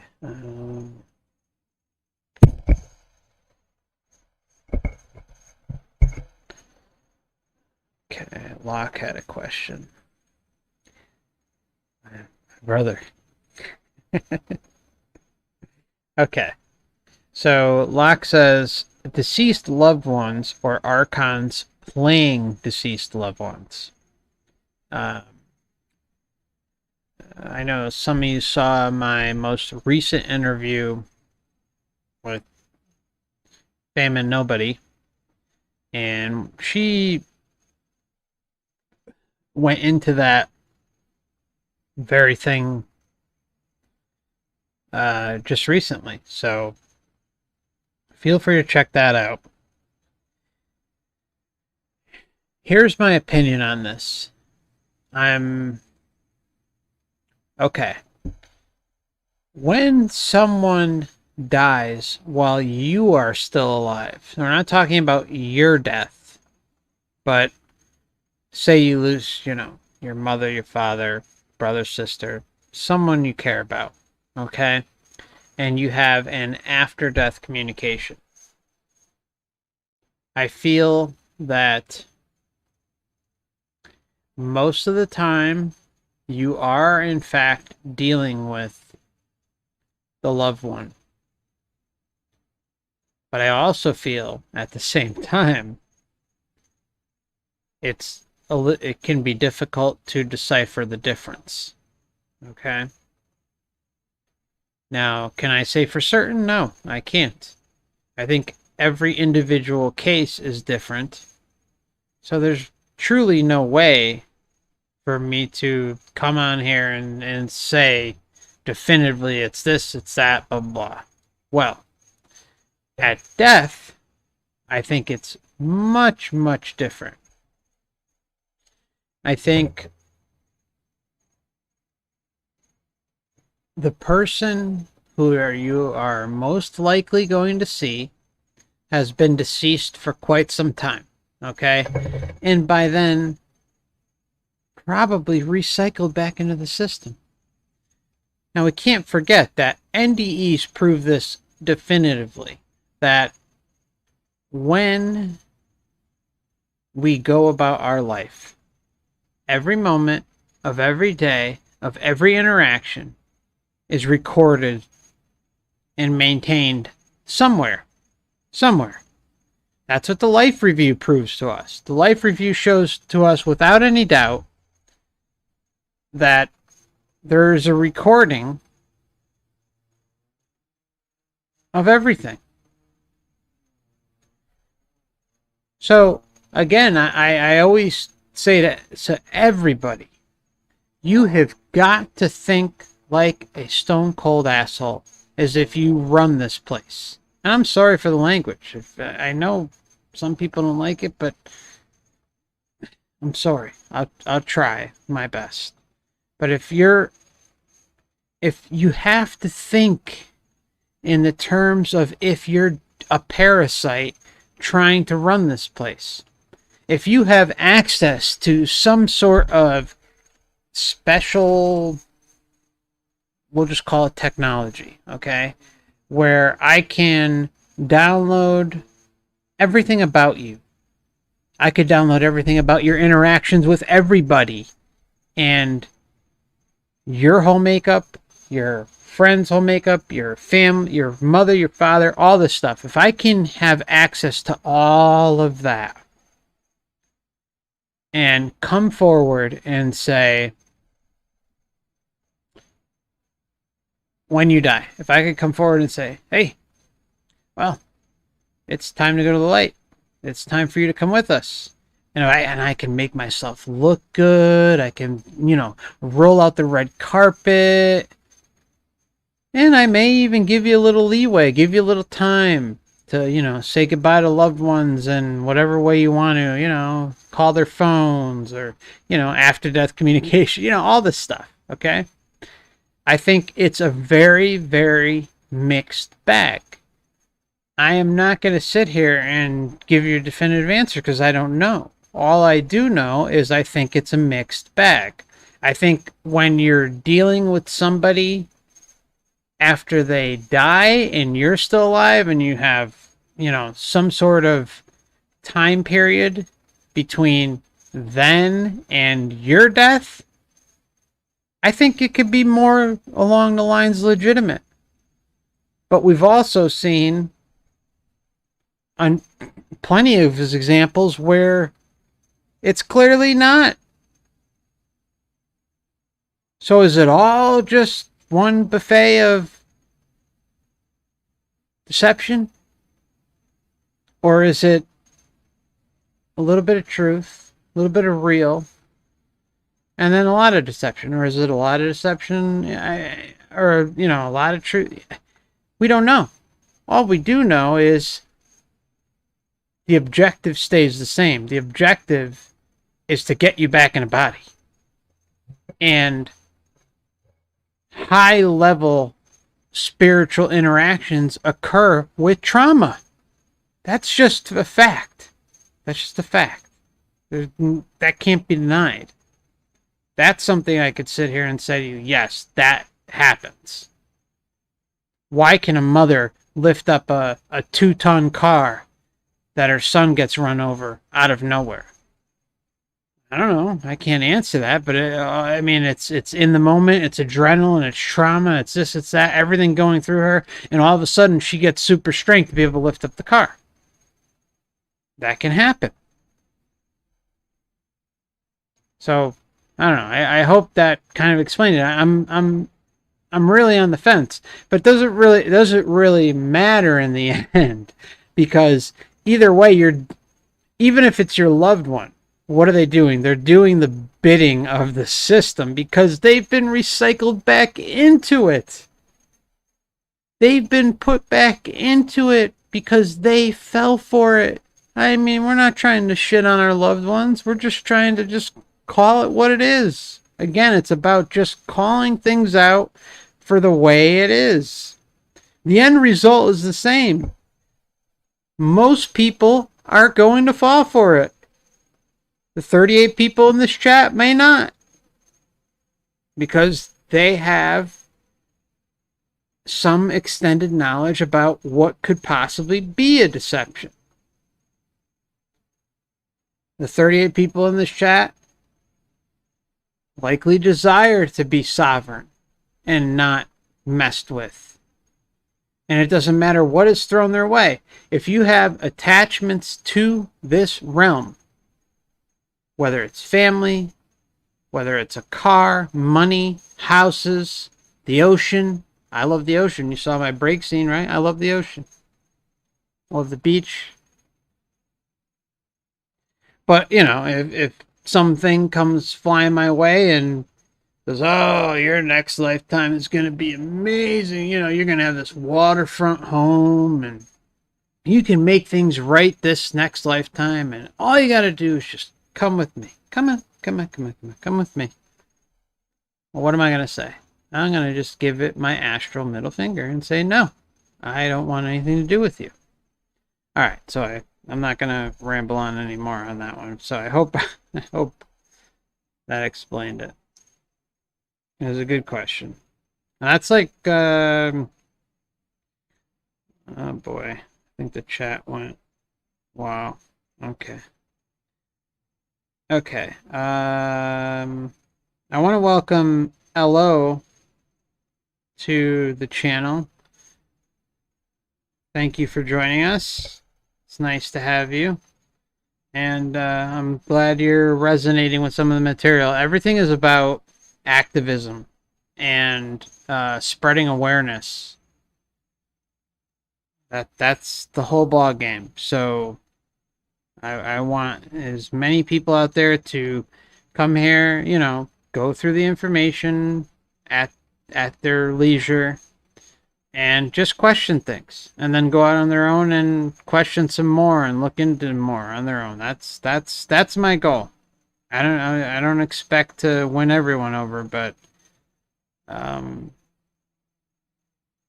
you have religious dogma, you have all sorts of things that stand in our way along our path, and you're only gonna help so many, but this is a big thing. This is huge. And all I say to each and every one of you is just do your own research. Just do your own research. My channel should only be a stepping stone for you to prove things to yourself. That's it. I'm not about subscribers. I'm not about any sort of clout or any of that crap online. I'm just about connecting with real people who question things. That's it. Okay. So, so we got the locks question. Okay. God was bored. Had a question. Okay. Can you talk more about what happens after we refuse and escape? Where do we go? What do we do? Okay. This is probably the top question I got. I should probably just do a video on this one alone. But from what I gather,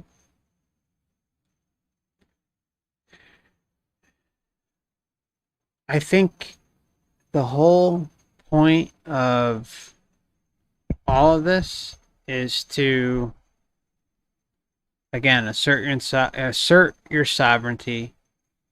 Don't consent to anything with anyone, any entity, and just exist. Okay? So as you're passing away, you deny consent, yada yada yada. Okay? You also are putting up a bubble of protection around yourself. You're literally manifesting that bubble of protection around you, so nothing can come in your zone and screw with you or this or that. But I will say this. I think, and again, this is where I say this is opinion. Okay, I don't know. Because I'm not going to come on here and say that I know something when I don't. But we have proof. And I'll say proof. Because it crosses quite a few topics. We have proof in out-of-body experiences. We have proof in DMT trip reports. We have proof in ayahuasca trip reports. We're talking about breakthrough experiences with DMT and ayahuasca. Okay? Out-of-body experiences, as I said. So that's 3. We have evidence in some near-death experiences, not many. And we also have, I'm missing one. Was it lucid dreaming? I don't think it was lucid dreaming. No, no, it wasn't lucid dreaming. Okay, let's just stick with those. Okay, where you can see moments where they are essentially in a spot that they want to get out of. And all they do is think it, and boom, they're out of that scenario. They move on to some other realm, some other something, okay? The point is when the burning desire of intention is initiated, that moment automatically switches. Now, if there's any doubt in there, I can't say what's going to happen. I think it really has to be your burning desire, your free will, you calling the shots. Okay? So things can go your way. But what we see in the trip reports is oftentimes they're just transferred to another realm, another realm, another realm. But then you have ones where they go into the void. Just like a near-death experience, you have people that go into the void.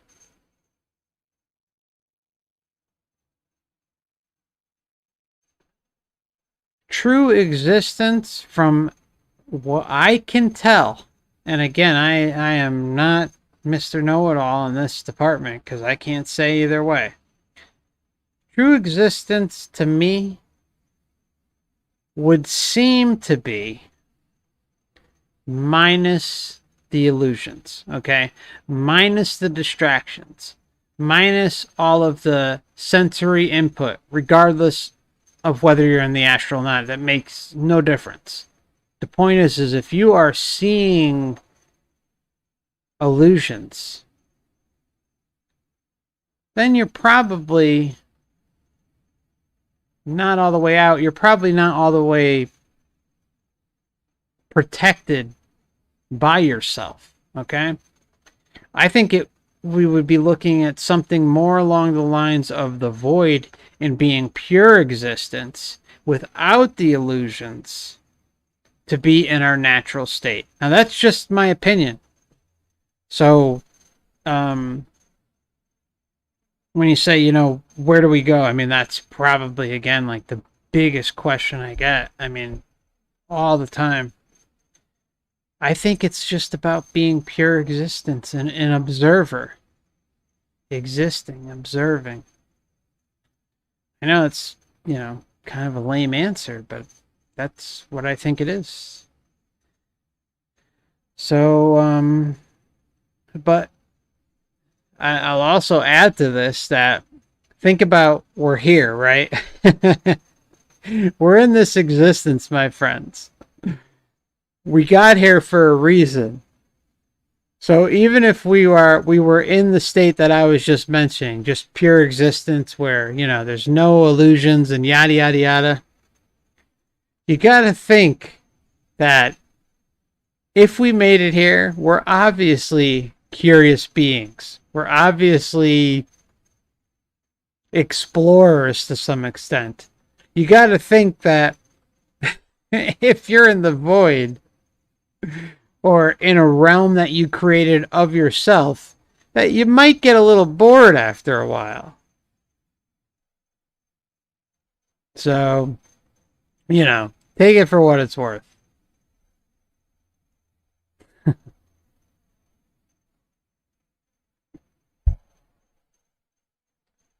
Yeah, I know. Yeah, God, I know. God was bored. Said, my answer sounds a little boring. I'm sorry. I'm sorry. I know. I tried to frame it up the best way that I look at it. I understand, my friend. No offense taken at all. Okay.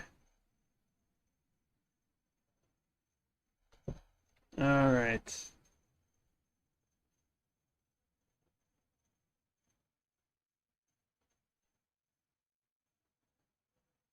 Okay, I'll just add one more thing. I think from what we can tell also about these trip reports and out-of-body experiences, that you could create your own reality. The key thing is to protect yourself. Protect yourself and create the reality around you. So you can create the illusions like a beach with waves. I mean, if that's what you want. But, you know, imagine yourself in a zone where you are protected and nothing can infiltrate that zone without your permission. So, yeah, I wanted to add that one last thing. I think that's important. But can I say that's exactly how it'll all unfold? No, I can't. But it seems to point in that direction. Okay.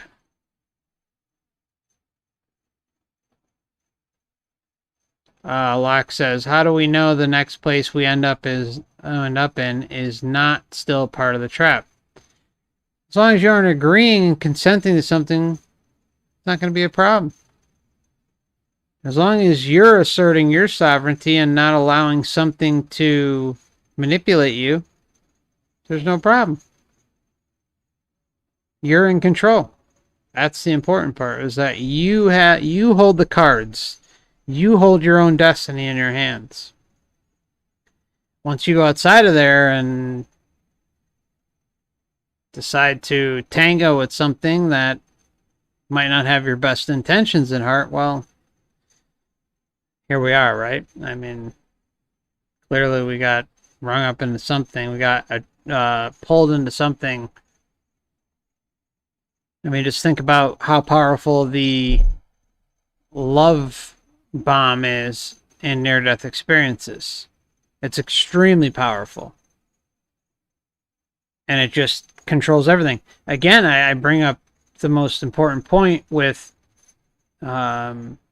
mothers who have near-death experiences, and they have said, just think about this, my friends. Just think about it. Especially females out there who have had children. Very important. There are mothers out there who have had near-death experiences, and they will say that the love they experienced with the light, with the love bomb, with whatever they were interacting with, was more powerful, 10 times, 100 times more powerful than the birth of their child. If that doesn't say anything to you, well, I don't know what else. There's not much else I can say. But that should indicate quite a bit as to just how powerful that love bomb is. It's extremely powerful. But you have the ability to consent and deny consent. That's the one right we know we are afforded.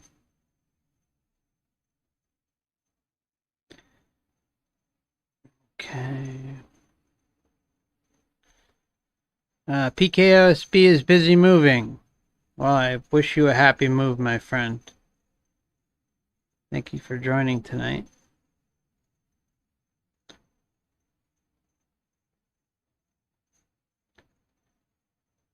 Okay. Alright, I'll probably take one or two more. How far along are we? 2 hours, 15 minutes.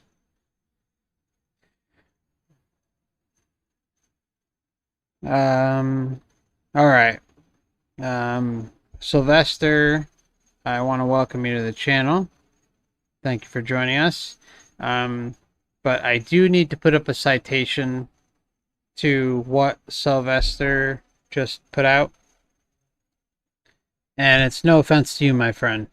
Do you know of the YouTube channel Crystal? I'm not going to say the full name.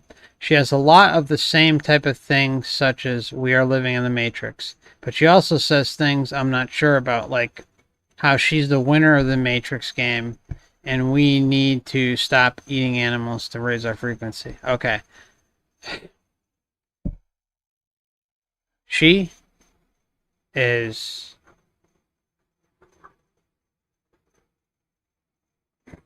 she's basically running a cult. And she's an appalling human being. I'll just say that.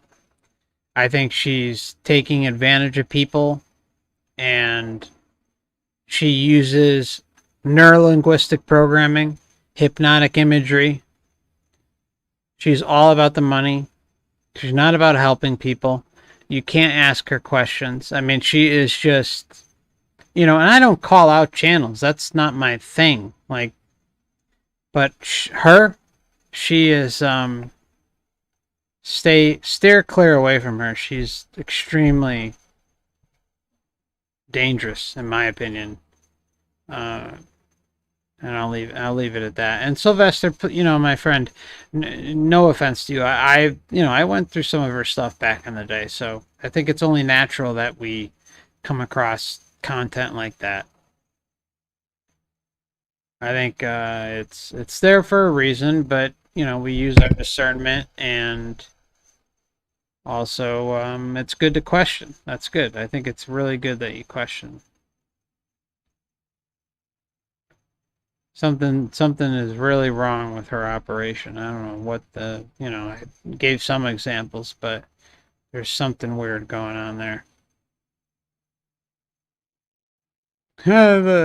Sylvester, I just unsubscribed to her. She looked absurd in the sunglasses and the crazy ass, the hat, the crazy, the hat that takes up like the whole screen. Oh man. Okay. All right, we'll leave that one alone, but that made me laugh.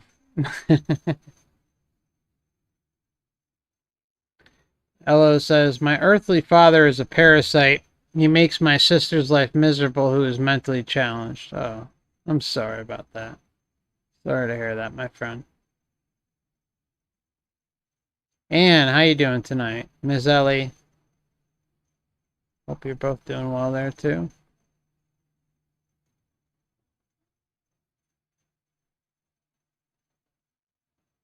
Sylvester, yeah, no, she's not a winner. She's just a carrot and stick person. That's all. Trying to extract as much money as possible. I knew someone who was on her Patreon, and part of the deal with joining her Patreon is that you can't ask her questions. You can't question anything. And and from what I remember, the person joined, asked the question, and then she was blocked and refunded her money. No questions allowed. Okay. All right. Ann Pearson says, I fear getting lost. Don't fear. Don't fear. All the control is within you.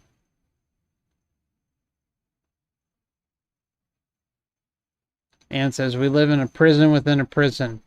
We only have an illusion of freedom and choice. That's true. And we only have that one moment where we can escape. From what I can tell. From everything I can tell, it's all about that one moment at death where we are on our way out and where we have to stand our ground. And I seriously, I can't stress this enough, that we have been cut off from our true essence in this body. We're lost. The reason we're lost is because we agreed to the loss. We agreed to not be connected with our true self. And that sucks, right? I mean, think about it though. When you leave here, we regain these faculties. Okay? We get them back. Maybe it's an instant process. Maybe it's a slow process. Maybe there is and I suspect this may be true. I'm not going to lie. I'm going to flat out say it because I think it's important to, convey that I think there is this veil on top of the veil until you, me, everybody out there teleports our ass out of here. I mean, that's really the equivalent of how I can phrase it.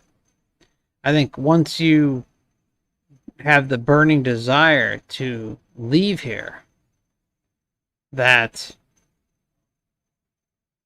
everything just comes back. And I think even when we're on our way out, stuff starts flowing back. But what do we know happens most of the time? all these interruptions, these distractions, these attachments come our way, interrupt, interfere, and try and handle us and take advantage of us and get us back here. Well, that's not going to happen. That's over. Excuse me.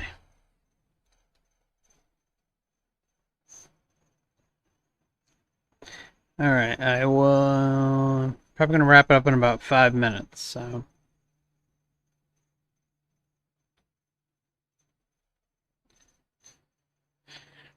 Okay, so I think that's Jaina. I hope I'm pronouncing that right, Jaina. I grew up in a Christian home, and recently I've realized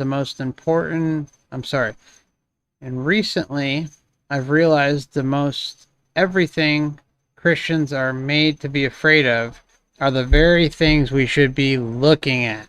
Yes, like the sky clock, alchemy, reincarnation. Well said, sister. Well said. Absolutely true. Goober Bear, what's up, brother? AKA Desert Rat. It's great to see you, my friend. Hope you're doing well tonight. Everybody should check out Goober Bear. And he also has a history channel. Goober Bear did a great segment on Missing 401. That's one of his wheelhouses, so to say.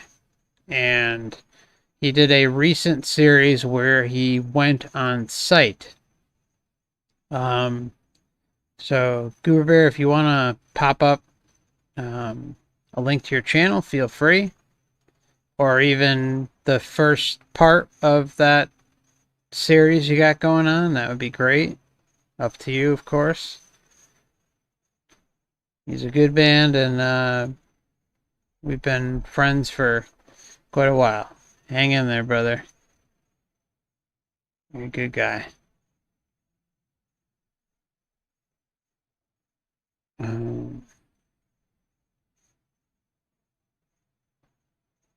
Yeah, cut that cord. Cut that cord. There was, so we're, the chat's talking about the astral cord. So with the astral cord, there was an interesting blog post, I think it was, that I ran across, I don't know, maybe a month or two ago, where a woman projected out of her body, and she talked about purposely cutting the cord to, enough is enough type deal, okay? She did it and was immediately sent back down to her body and had this migraine for about 30, 45 minutes or something, if I remember correctly.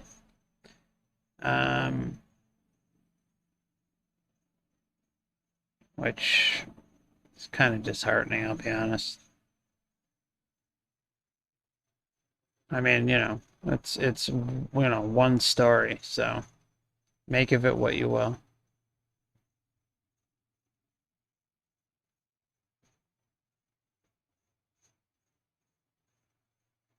Igor, good to see you, my friend. Hope you're doing well. I used to think we were attached to a silver cord to the spiritual realm so we don't get lost after death. Cord. We are attached to a cord too. Enlighten me in, please.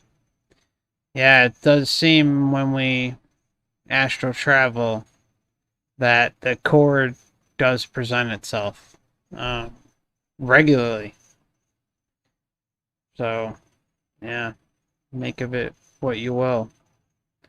That one woman's story I just shared is really interesting. She specifically went out of her way to cut it and was, immediately sent back down to her body. So the astral cord could theoretically be one of the conditions that comes with incarnating here. I'm just saying, I don't know for certain, but I mean, she cuts it, sent back down immediately, has physical repercussions when she gets back of headaches for a half hour, 45 minutes, and didn't get to leave completely. So, again, make of it what you will. Okay, Solomon. All right, my friends, I think I got to wrap it up there. Oop. It's been a while. We went almost 2.5 hours. Much longer than expected, but again, I want to welcome anyone new to the channel.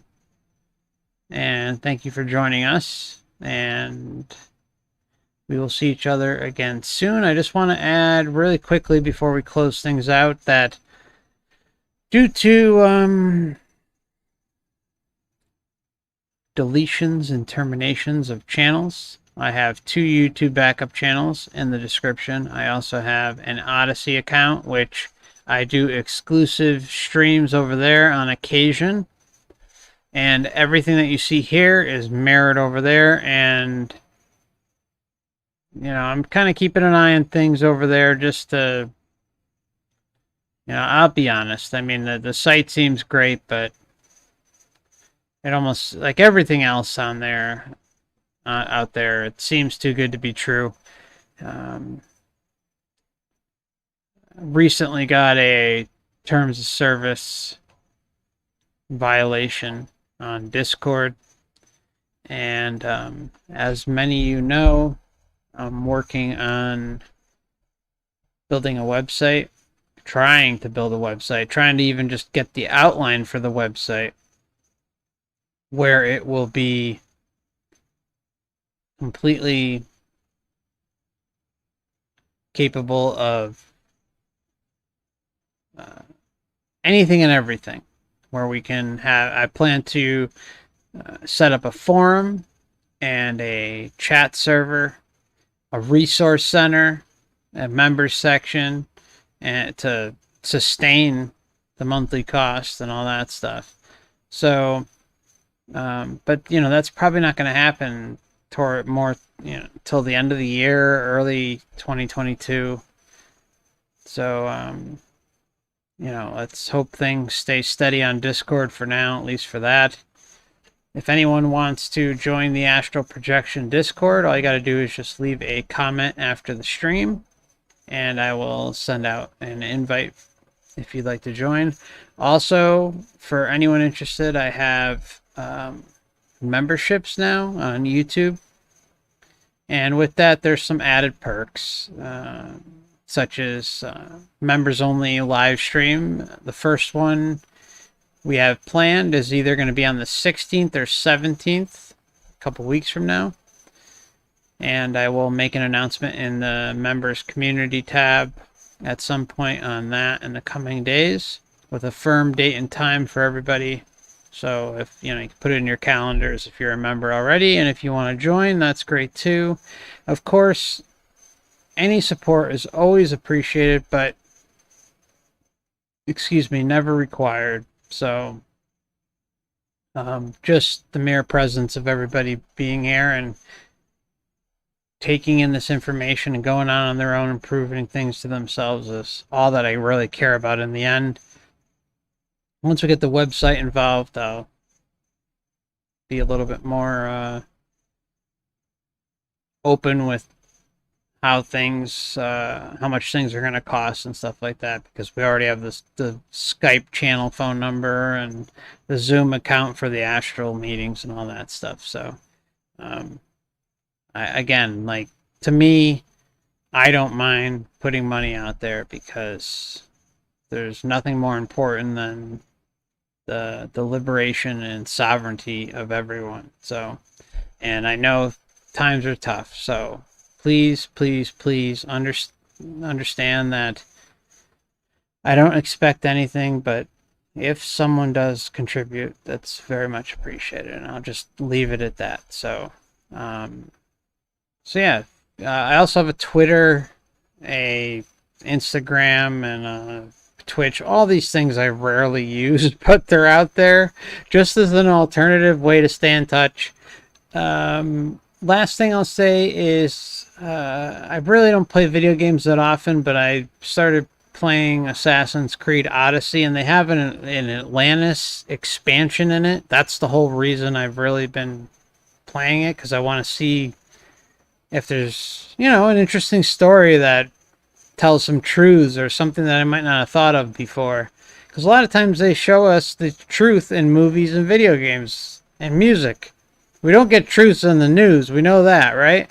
So I have that Twitch account and the Xbox hooked up to it at some point. So when I reach the Atlantis part, I'll probably stream that either on the backup channel or inside the Discord. I don't know what I'm going to do with it. But if anyone want to watch that crap, just letting you know that at some point when I get there, I'll probably be streaming that as well and have a headset set up so we can talk with each other. So, all right. That's going to be it. I think that's everything. So, much love and blessings to you all.